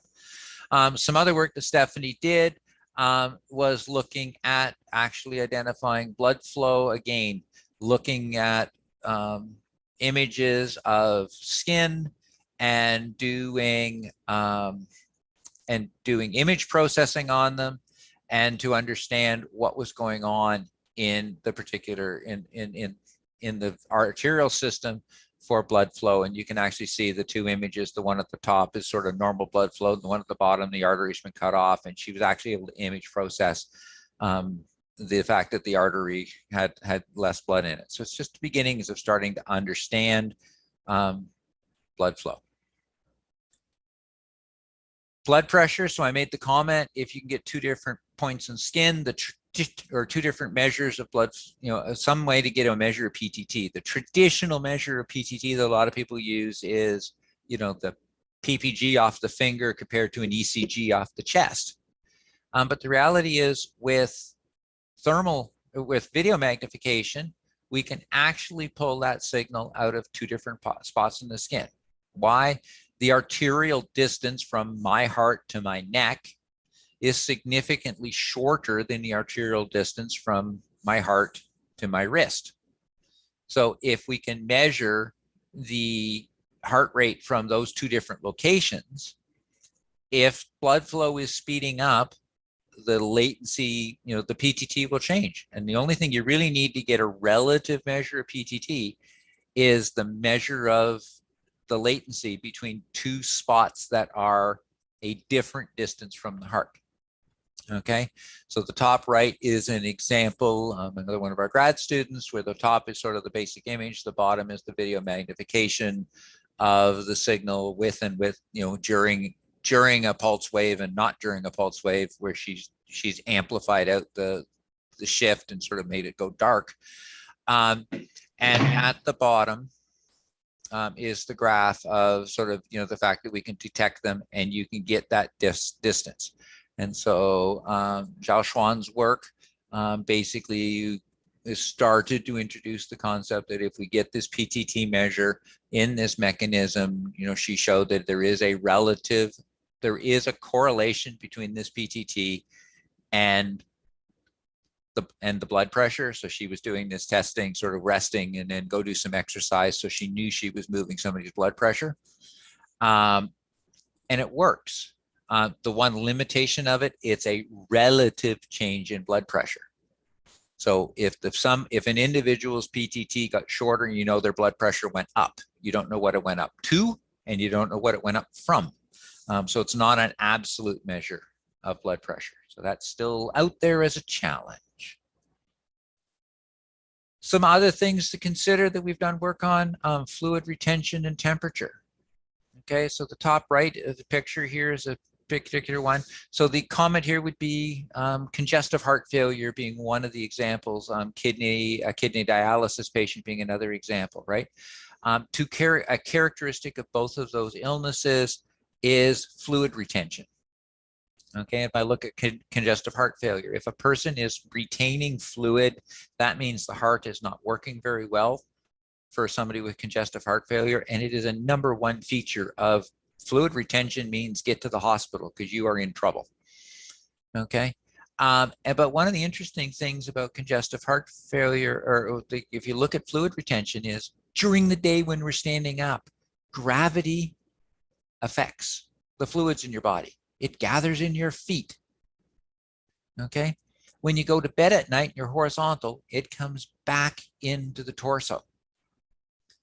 Okay, and so the ability of seeing fluids moving around the body is a really interesting challenge. So the pictures on the right are the pictures of, I guess they are the pictures of our mannequin lying on a pressure sensitive mat that's basically full height. So those are a 5'6" mannequin that we've built. Okay, the image A and the image B are basically the exact same mannequin. The only difference is a 400-gram, basically, bag of water was applied on the upper one to literally the bladder, so where it would be in the body, and in the lower one was put on the on the thigh. And if you do the delta of those two pressure images, you can actually see the weight. Okay, it's very difficult to show in the slide, but again, our grad student, this is Stephanie's master's project. She actually did an experiment where she was her own subject. She was lying on the bed. She drank a half a liter of water. You could see the water in her stomach, and then in the pressure signal, you saw it disperse to the body, and then you could see it regather in the bladder. Okay, so it's an interesting challenge. Our work now is doing this, I'll say, in the wilds of real people, because real people don't lie perfectly still, solidly on their back for extended amounts of time in the bed. They have this tendency to roll over and be in all these weird body positions, which limit the performance. Okay, another app. Sorry, I'm choking here. Another application of thermal camera is just looking at body temperature and effects of body temperature. And the two images on the right is basically looking at thermal images of a heel. The lower images are a healthy adult. Okay, the upper images are an individual with that's had basically a stroke and mobility issues. And their left foot is the one that has got limited mobility, and you can actually see a different thermal spectrum on it because it's actually seeing reduced blood flow, which is also problematic long term. So, you know, it's kind of interesting to be able to see this kind of information out of a thermal image. So let's move away from vital signs, because it turns out that vital signs are interesting, but what's really interesting if you're going to support aging and aging in place is understanding well-being. So mobility measures, et cetera, would be the first case. So we have done various sensors, floor-based pressure mats to basically understand, you know, an associated signal process, to understand, you know, where somebody's center of pressure is, and to allow assessment of stability and changes in stability. You know, can you stand in one spot, and when you do, how much sway is there in your ability to stand? Okay, you know, if you're fully healthy, there's going to be a little bit of sway. If you're starting to get, you know, mobility issues and balance issues, etc., your sway will start to increase. Okay, and this is an example of an individual in the data here which has got reasonable control but a little bit of mobility issues. And so the reason I say reasonable control is the enlarged dot is pretty solid and narrow. You know, I've seen individuals where their sway has been, you know, all the way out into the C and the D ring. But interestingly, this person isn't able to get isn't able to hold their posture straight on the target. So there's something about comfort and position where they can keep their position, they can keep their body in one position, but they can't keep it on the target center dot. They're leaning a little bit right. Okay, gait and walking speed. This is a place we're doing lots of work these days. Walking speed is a very good indication of well-being and health, right? If you go to an occupational or physiotherapist, one of the standing tests they will do is what's known as a tug, timed up and go. Here's a chair, stand up, walk down the hallway about 10 meters, turn around, come back and sit down. How long did it take? Okay, that's actually a standard clinical assessment known as the tug. Okay, so one of the things we've been looking at in ambient assessment is, can we get walking speed from ambient sensors? And so one of the things we have been looking at is motion sensors connected to, you know, typically the ceiling, because then they're out of sight and out of mind and out of the way. And, you know, if you take somebody's house, it turns out that in a lot of people's houses, there's always that predictable hallway that somebody is, or a walking path through the house that people are going to walk on a regular basis, you know, a few times a day. And if you can capture them walking down the hallway every time they walk, it can be a very useful way to see it. So we've been trying this with some success and some challenges. So this sort of describes the successes and the challenges all in one slide. So the data on the right is, what is it? It's 100 days of data from one particular residence. Okay. And we had a student mine this data set and basically said, go find every time they walk down the hallway. So we have 4 sensors. Every time they trip them, 1, 2, 3, 4, or 4, 3, 2, 1, and give us the total time between the walks. Okay. And, you know, the good news is we got the 2 graphs at the bottom of the top right. And the first warning bell that went off when we were looking at this data was, okay, so they walked one, you know, you could sort of see, you know, they walked one way down the hallway consistently at about, you know, the mean, what's the mean? About 1.4 seconds. And they walked the other way with a mean of about 2.2. Okay, so that was a little bit of a warning bell. Like, why are they walking? Why do they walk faster down the hallway than one way than the other? The other point, because the scale on those lower graphs is the same vertical scale or histograms, the area under the curve for the one on the right is significantly bigger than the area under the curve on the left. To be exact, it's about 5 times bigger. Okay, which then asked us, we started asking the question, why would somebody walk down a hallway one direction 5 times as many times in a 100-day period as they walk the other way? And I can't fathom that. And the interesting thing is we looked at a lot of houses and we kept seeing this wild discrepancy, which caused me to ask the question to my student. It's like, okay, we have 4 sensors. Let's look at the intervening sensor time. You know, what's the time from sensor 1 to 2, 2 to 3, 3 to 4? And let's look at it. That's what the upper 4 histograms are. I expected those 4 histograms to look the same. Because if you're talking somebody walking down the hallway, your stats for the first segment and the second segment and the third segment should probably be about the same. They don't.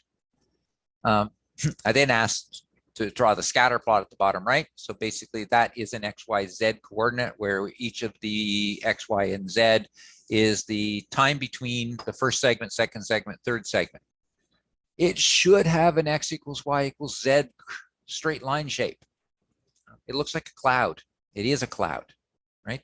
So this started us to dig into some questions, and this prompted us to rip apart the Zigbee algorithm. So this is a paper that was at MEMEA last year, I think it was, where we ripped apart the algorithm and realized that there's all kinds of stuff in the Zigbee protocol around collision avoidance, which basically says there's a lot of random, I'll call it latency, between when a sensor sees something and when it actually gets it across the Zigbee protocol into the device that puts a timestamp on it. And so all of that random latency is missing in the timestamps. And it is such a random latency, 2 sensors can reverse an order. So you can actually walk down the hallway really slowly, trip sensor 1, then sensor 2, and they will appear at the system as sensor 2, then sensor 1. They will reverse in order. It's crazy, but they will. Okay, so this led us, these are some of our results. We can dive into it in terms of there are some sizable latencies that are coming into the problem here, even if you assume the optimal performance of Zigbee, which is not necessarily something you can assume. So this led us to look at, is there a better way? We started to work with a company called UltimView. They had a really interesting camera, because I hate cameras in my research because they're so privacy invasive. This is kind of an interesting camera because the camera does not release a video. What the camera sends out is a data structure for frames and basically tells you where this 18-point stick figure is. You can see where the points are on the right, because basically they're using AI to analyze the image, and they're giving you, a stick figure with 17 points around a reference 0, which is kind of the middle of the face. So the nice thing is what comes out of the camera is not a picture. It's not privacy intrusive. You get basically a data structure of coordinates, and you can draw a stick figure by connecting the dots together. Okay, so it's an interesting camera, and we've set it up initially in Ashi's residence, and now we've got it in the lab, thank you to COVID research, with the camera pointing at like a known walking distance. And, can we pull gait speed off of we've been looking at the ankles, and these results you'll see here. This is a paper that's literally just accepted at SAS in the summer, showing the upper graph is the left ankle, the lower graph is the Y ankle, looking at the positions the camera is giving us. And then we are doing some mathematics and curve fitting to pull walking speed out of it. There's some trig involved in this particular puzzle, because as the person gets closer or further from the camera, the angle of the camera angle is shifting. So there's a buried cosine function in the mathematics. It turns out the camera challenges a little bit, because the processing limit on the camera is such that a 30 frame per second original video is immediately inside the camera reduced to 10 frames per second. They literally pick one out of every 10 as a candidate for processing. And then based on real-time limits, may only give you, best case we've seen is about 7 or 8 frames per second. So they discard some. So it's an asynchronous, but it's a 10 frame per second video with missing samples. So it makes the post algorithm kind of fun to work with. But Ashley's done some really good work here, and we've come up with some algorithms that are working. And it turns out that the best performance is to actually curve fit using quadratics. And the graphs, just so you understand it, if the slope coming down a graph is the person walking towards the camera, and then the curve going up is the person walking away. Okay. Sit to stand. Remember I said the tug, timed up and go? Part of that was the timed up. Okay. It turns out that getting out of bed in the morning is an example of a sit to stand that most people do every day. And so it's something that you can explore. So we've done a bunch of image processing. If you put a pressure sensor under the edge of the mat, edge of a bed, as the person's getting up, you'll get a lot of video information. Hip pressure. Are the hands getting used? Is the person rocking?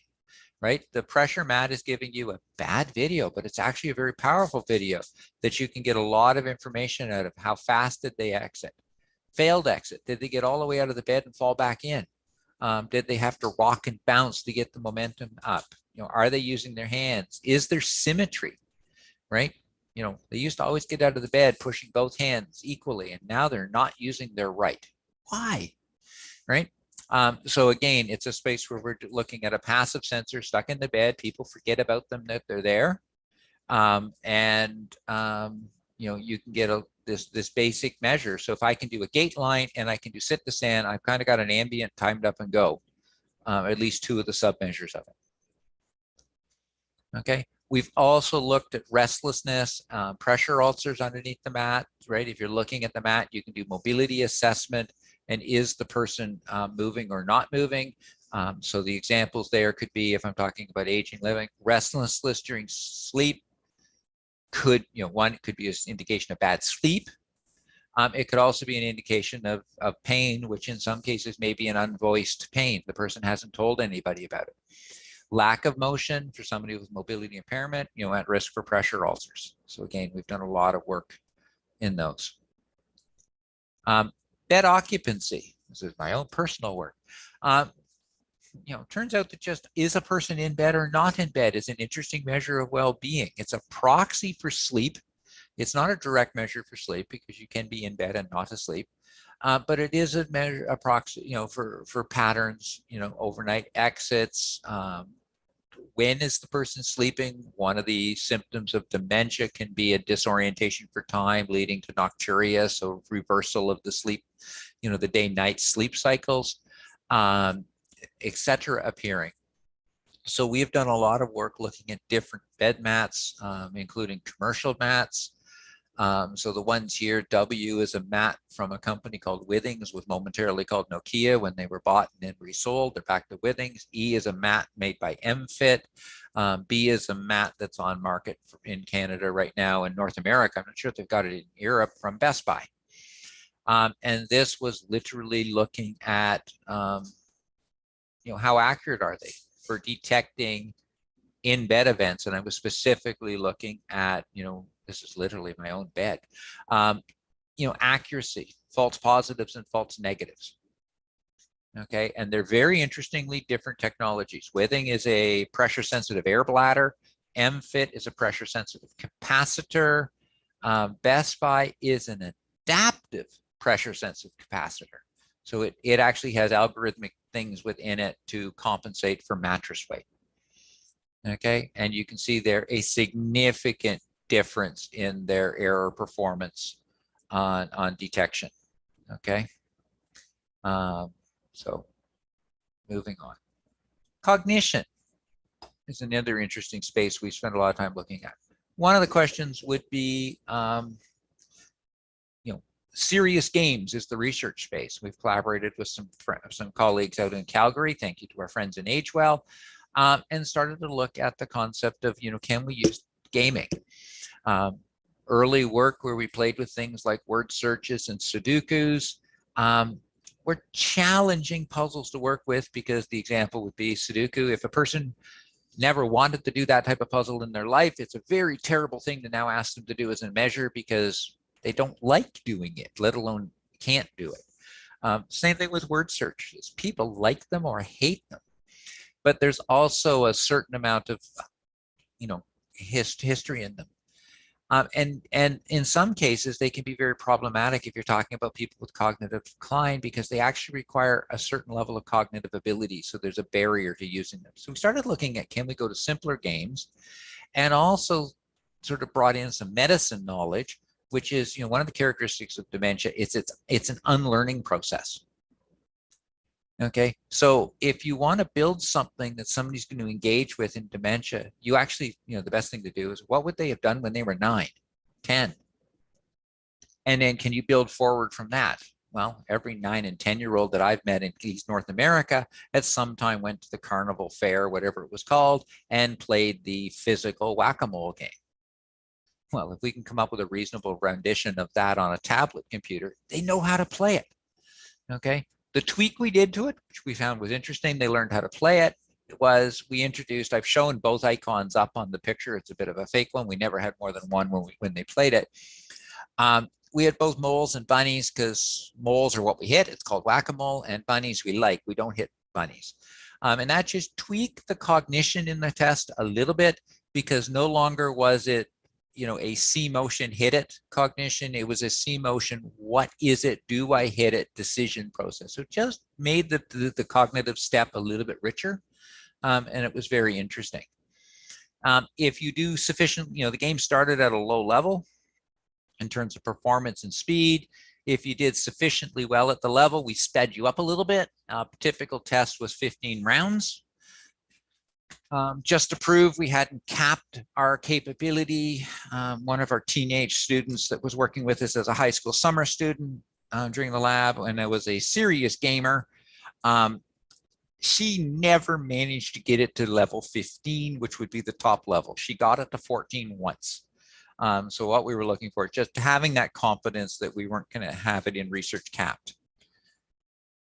This, to me, was the most eye-opening piece of this assessment. So what we did in a trial is we went to a facility, a day program for persons living with dementia. It was a respite program. So the person with dementia went to the program for the day, while their care partner, because they were still living in the community, had the day to do whatever they wanted, whether it was sleep or groceries or appointments, who cares?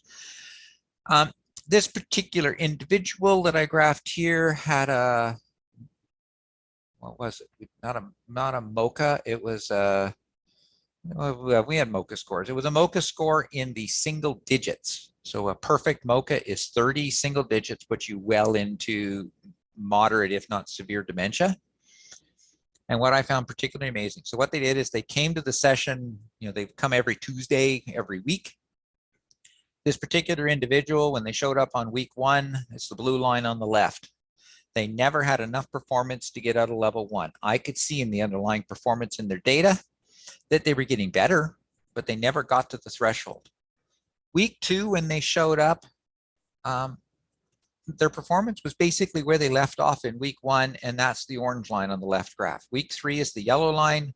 Week 4 is purple. Week 5 is green. And then the right-hand graph is all subsequent, is the next 5 subsequent weeks, which basically are variants of the green. So the interesting thing I found about this one was the person learned the game from week to week, even though this person has moderate to severe dementia. And they got to, I guess level 6, level 7 was about where their performance limit was in the game. And if we looked at it across 10 sessions, there was actually a distinct group clustering between an MMSE and GAIN. It's another standardized cognition assessment. 30 is the perfect score, the biggest, highest score you can get. So an MMSE of 24 are people with moderate to early dementia. 12 is the more severe, and there is actually a distinction in the group looking at their reaction time, which is something we were able to measure. So what's the latency between a mole appearing and when they hit it? Okay. Driving. This is something I'm spending massive amounts of time on these days again. Driving is a really interesting construct because driving, first of all, for well-being, especially in North America, it might not be so true in many of the European cultures and environments I've been in, but in North America, if you can't drive, you can't get anywhere because we have a very not public transit perception of our lives, right? It's just, I'm going to say it's a cultural base. So the issue is if you can't drive, you tend to become housebound. And if you're housebound, you don't get out and about to participate in activities. And that means you're getting less physical or cognitive or just social engagement. And the result, your well-being declines.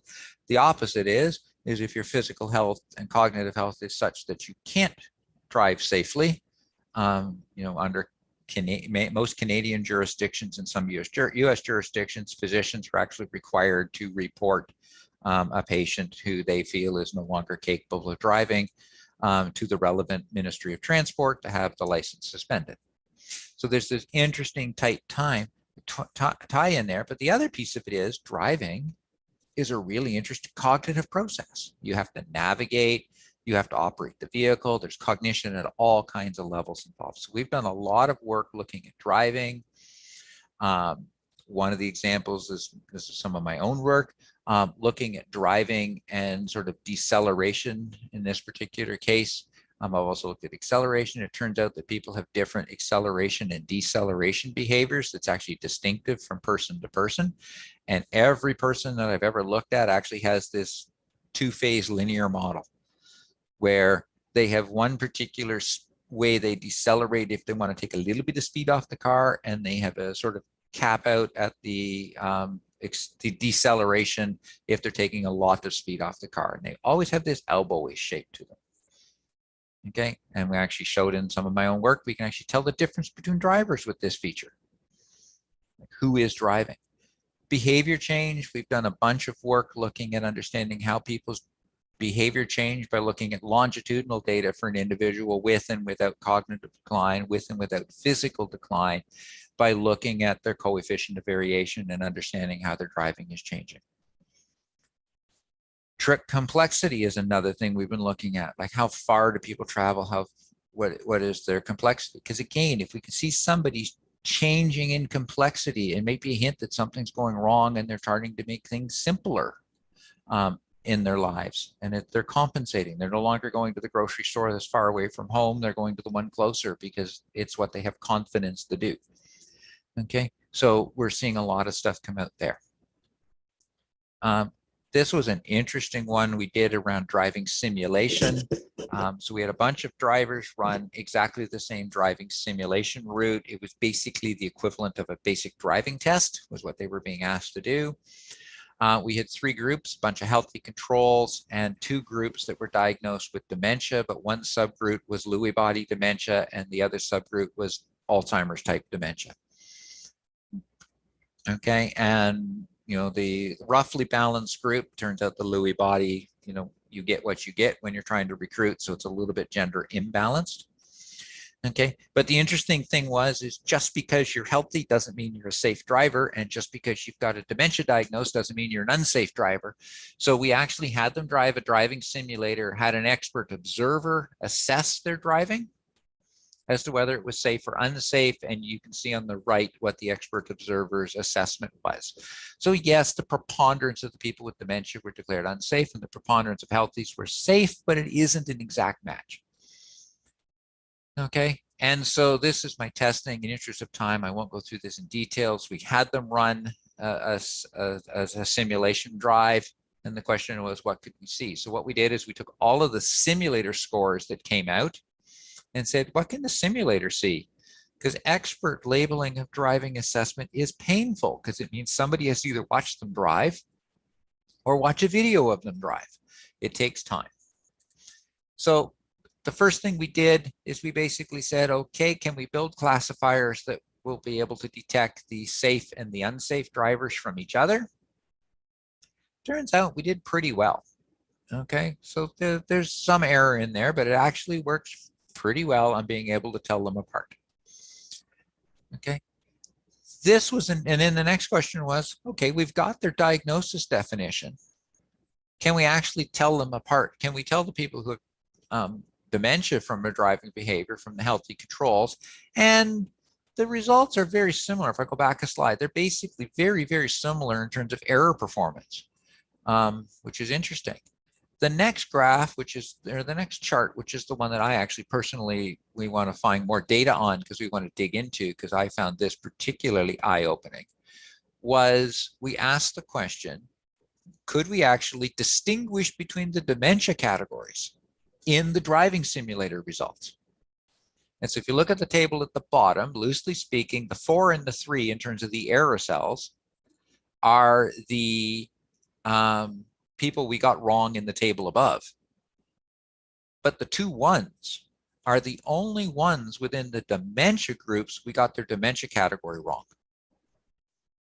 And I find that particularly intriguing, that there's a difference, something in the machine learning has found the difference in the driving change between somebody with Lewy body and Alzheimer's.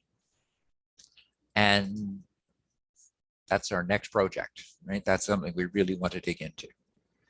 Keeping moving. Kitchen use, appliance use. Turns out that you can get a lot of information out of a fridge. So a kitchen is an interesting thing.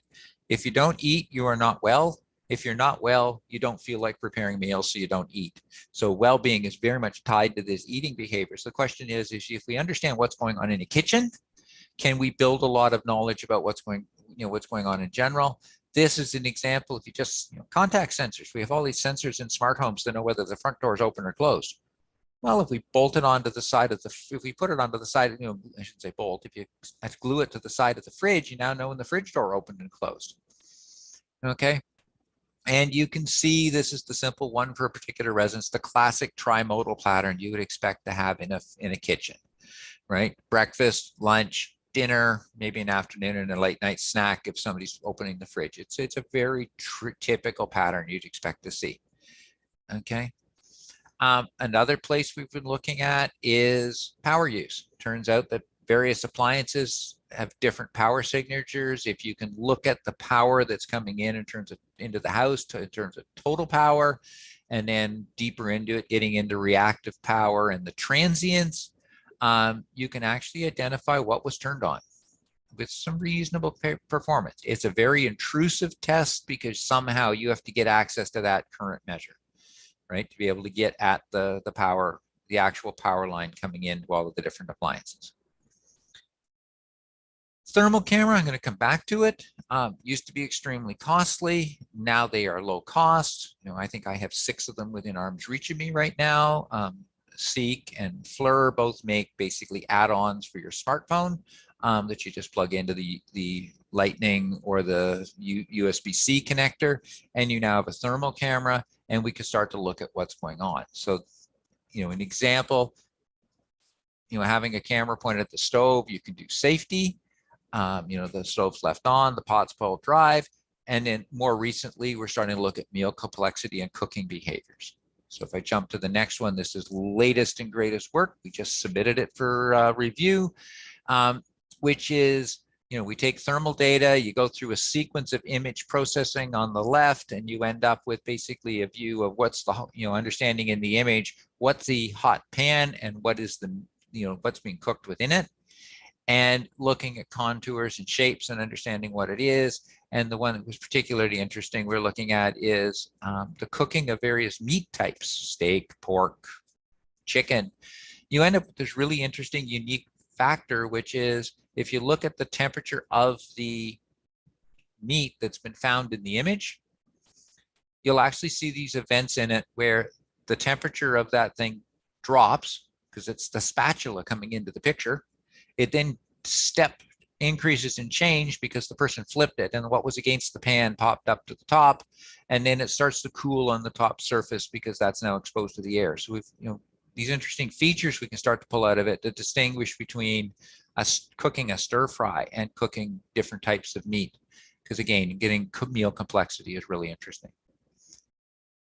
Temperature sensor, there's some of this work is being presented at MMIA next week, which is if you put temperature sensors on the hot and the cold water lines feeding into a tap, into a sink, or a bathroom, at a toilet, or whatever, the reality is those lines sit at room temperature. And then when you turn the water on, they either drop if it's cold or they increase in temperature if it's hot. And you can actually, get some knowledge of water use, because again, water use is so important for hygiene and in kitchen use as an interesting data point. And doing it with flow sensors is really invasive, really complex, really difficult. So you have to cut into the pipe. Whereas just attaching a temperature sensor is really useful and they're cheap. A different example, putting a temperature sensor instead of contact sensors underneath the fridge door. Okay, so this particular one is looking at the temperature inside the fridge. You can actually see when the fridge is open because you get these little spike jumps in the temperature when the warm room temperature air popped in. Okay. And then if you put one at the foot of the fridge door, you can actually see the drops of the cold air rushing out of the fridge. So we're trying to understand how do we measure things that are, using different sensors that you need to build into this picture of the total well-being. Odor is something to look at for a while. There was some really interesting smell sensors on the market, then they disappeared from the market. Now they seem to be coming back, so it's good. So we actually did some work looking at smell and specifically being able to use these odor sensors to detect spoilage, right? Because spoilage could be an introduction of cognition issues. If a person's got rotten food around the house, is that because they are not thinking about that anymore? Okay, this was some really cool work. We worked with a company out of Montreal that basically has a Wi-Fi sensor. So the basic model here is as we individuals move around, effectively a person is, is a large body of, it's a large body of water. As you move around, you actually perturb the propagation of the Wi-Fi signal. And so if you actually have a sensor that is listening to the CSSI, the Wi-Fi power signals, etc., at a point, as people move around, those signals will be perturbed. And the question is, can we actually identify things? And this is a really cool piece of work. We basically put sensors diagonally across a room and then had an individual, in this particular case, sit in the middle of the room and doing various activities from standing still, sitting still, the action of standing up, the action of sitting back down. And it turns out we were able to build machine learning algorithms that could reasonably accurately distinguish not only the motion from the non-motion, but the stand up from the sit down, which is particularly impressive to be able to get to find. Okay, and it did work.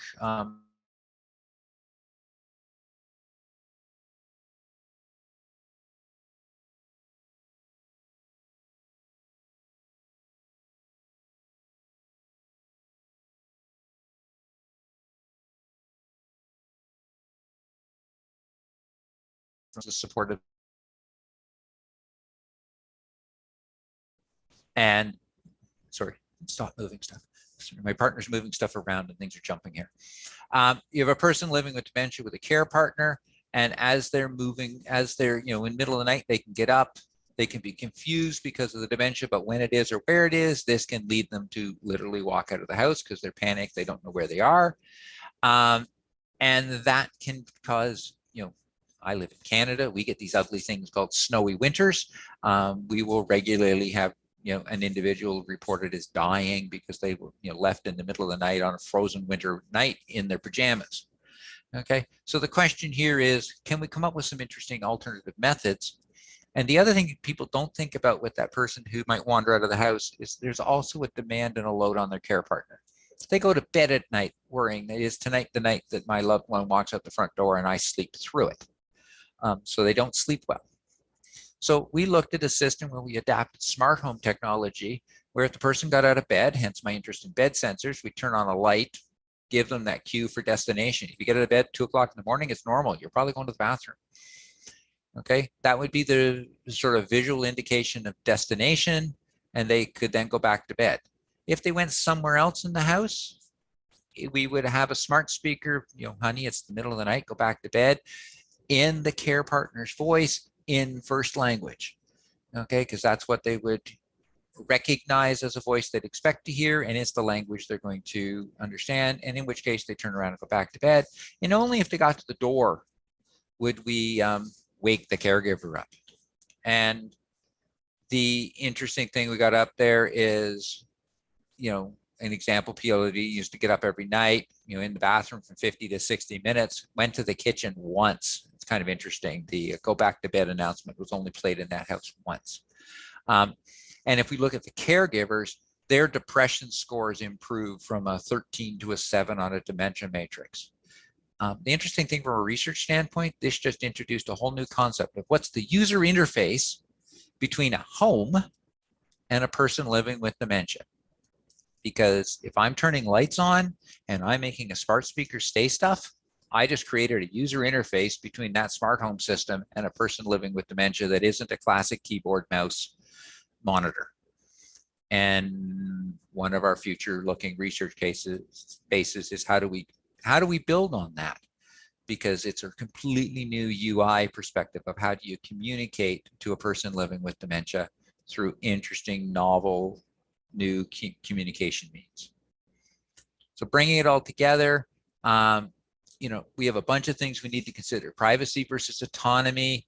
We did a bunch of work looking at privacy versus autonomy, and it turns out that if you look at a lot of the different research that's out there, people are willing to trade off privacy if it gives them autonomy. If I give up this little piece of privacy because somebody else knows something about me and I can still live in my house for another 6 months, I'm willing to give it up, is fundamentally what comes out of it. But you have to always look at the privacy from the, you don't want to be giving up unnecessary privacy or invasively giving up privacy. Okay. And our new concept of the supportive smart home, how do we use this technology in completely new ways? Okay. I do not get excited about an Alexa or a Google Home being able to use voice commands to turn on my lights that I'm too lazy to go turn on with my hands. Okay. That's a first world solution to a first world problem. It's, and it's cool to show off the first time, and then who cares? What's interesting to me is how do we start to turn this technology on its head and actually use it to help people? And how do we make it supportive of people and change the communications? The beautiful thing about the research is the tech is starting to become commonplace. I can go to the Best Buys and Costco's and whatever of the world and buy the technology that I need to do a lot of this work, and then spend my time and effort on the software and the algorithms and the models of how to employ it in completely new and novel ways. Episodic is the challenge of how do we really bring this together on a measure of well-being. We're getting a bunch of different data points from an individual. Sometimes they happen, sometimes they don't. If you're looking at driving, some days they drive, some days they don't. Playing computer games, sometimes they play them, sometimes they don't. And so there's this episodic model of, particular measures may or may not happen. Okay. And bringing it together into a total view of the person. And again, this is some of our current, we just got a research project funded to do exactly this and to try to start to figure this out. Okay. We're also doing work, looking at time here, looking at the role of the cloud. Where does it fit? Because it plays from a sensor and a privacy standpoint, but it also introduces a bunch of interesting questions about how do you get the data out of the home and into the network and through into the cloud, and how dependent are you on the cloud for performance? If the cloud or the connection to the cloud disappears and the system stops working and the system is necessary for safety in the home, that can be a problem. Okay, so we're starting to do a lot of digging into there, including a couple of papers at the last I2MTC and SAS in September, in the summer.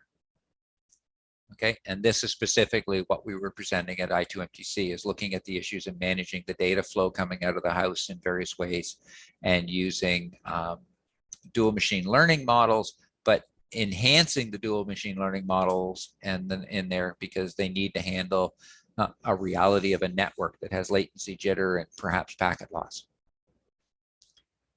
And continuous learning, right? How do we keep building and going forward? The example on the right is a what's that? That's about 40 days, if I remember correctly. Well, you can count them of a particular home. One of the ways of understanding how fast it's going, you'll notice on the right-hand side, there's sort of blue arcs, and then and then in a periodic interval, it goes green and yellow.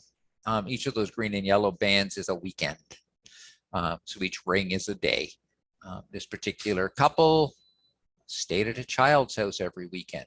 And so those little cycles of yellow and green is basically the house not being occupied overnight about every 7 days. But it's starting to give us some rich knowledge. If you look at this picture, you can sort of go, you know, this person got up almost every day at 7 a.m. if you look at the right-hand side, except early. There was a couple of weeks where it's a little weird, and late. Like, why is this change happening? Okay, so you can see patterns in behavior. So looking forward, there's a lot of stuff new merging. There's a lot of work we still got to do, right? I think I covered a lot of the futures as we went forward, so I won't spend a lot of time here. So I'm going to pause, and I guess I open the floor to questions.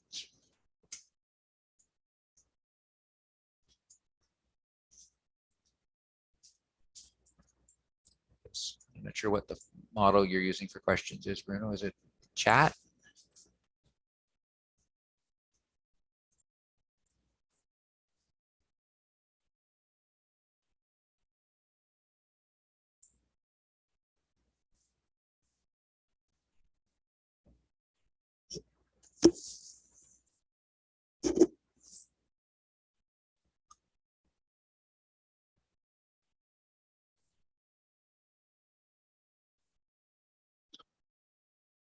Yes, we have one question, Professor.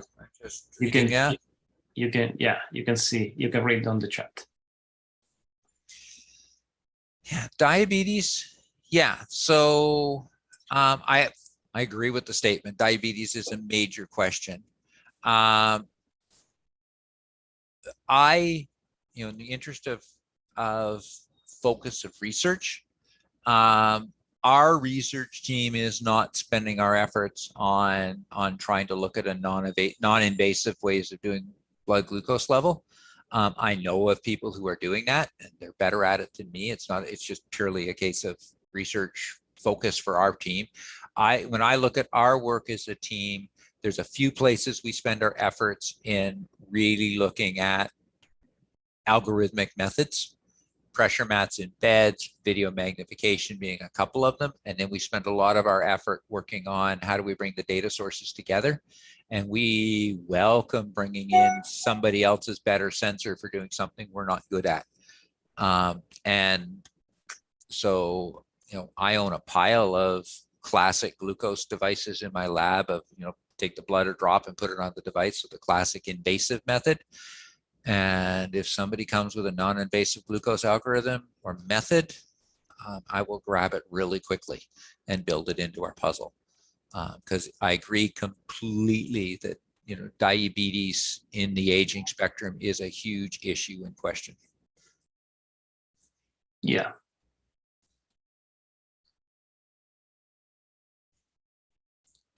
Are there more questions for the audience? Yes, we have another one.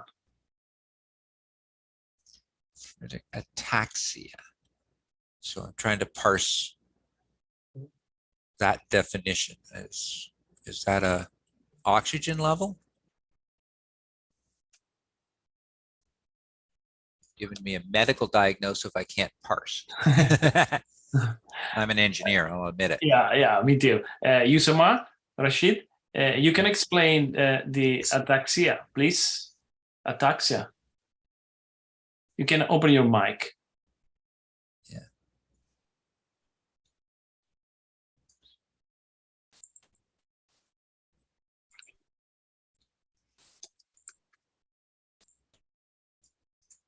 Rashid, can you hear?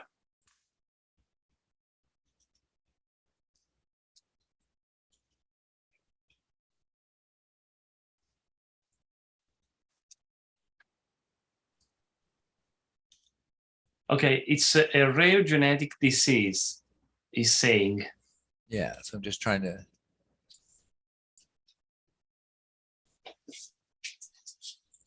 There's the result.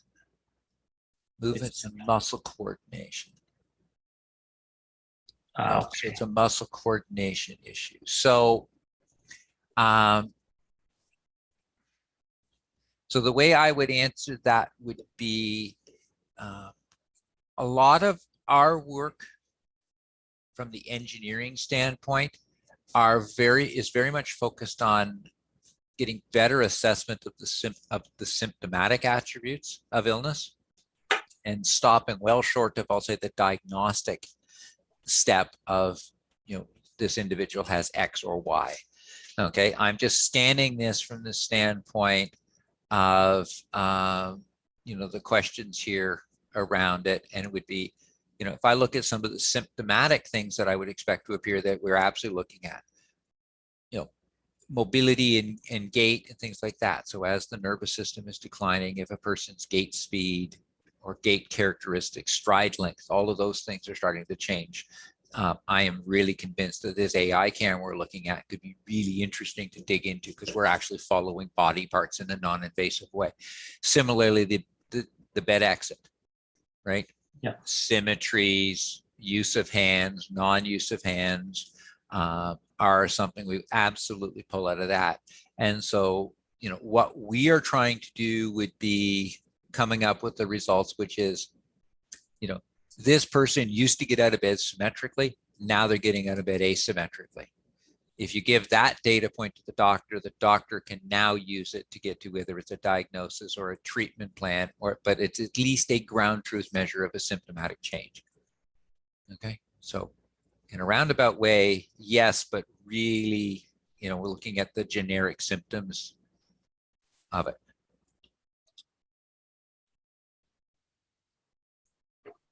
Okay. How does fatigue? Other questions from the audience?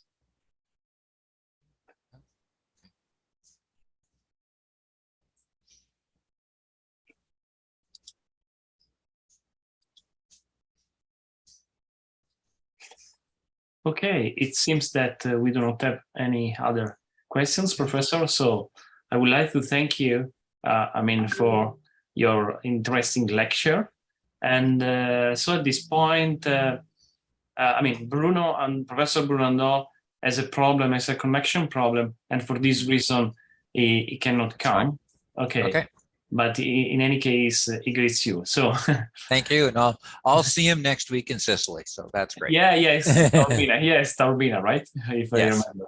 Yes. Enjoy. Okay. So at this point, unfortunately, I cannot come, but I know that, and it's a very good period to go in Sicily now. Yes, beautiful time of year. Yeah.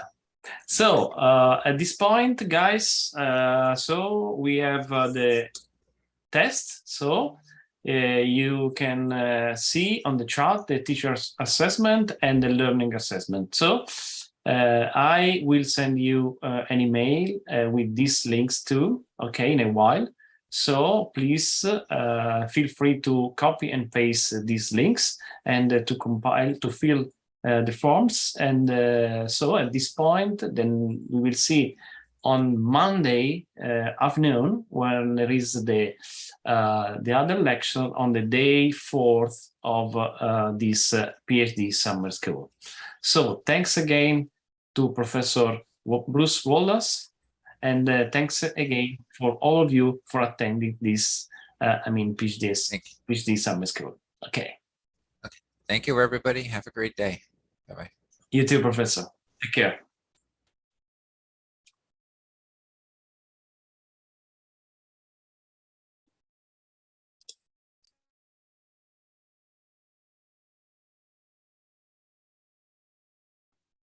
Bye. Thanks. Bye bye. Bye bye. Thank you. Forse 16.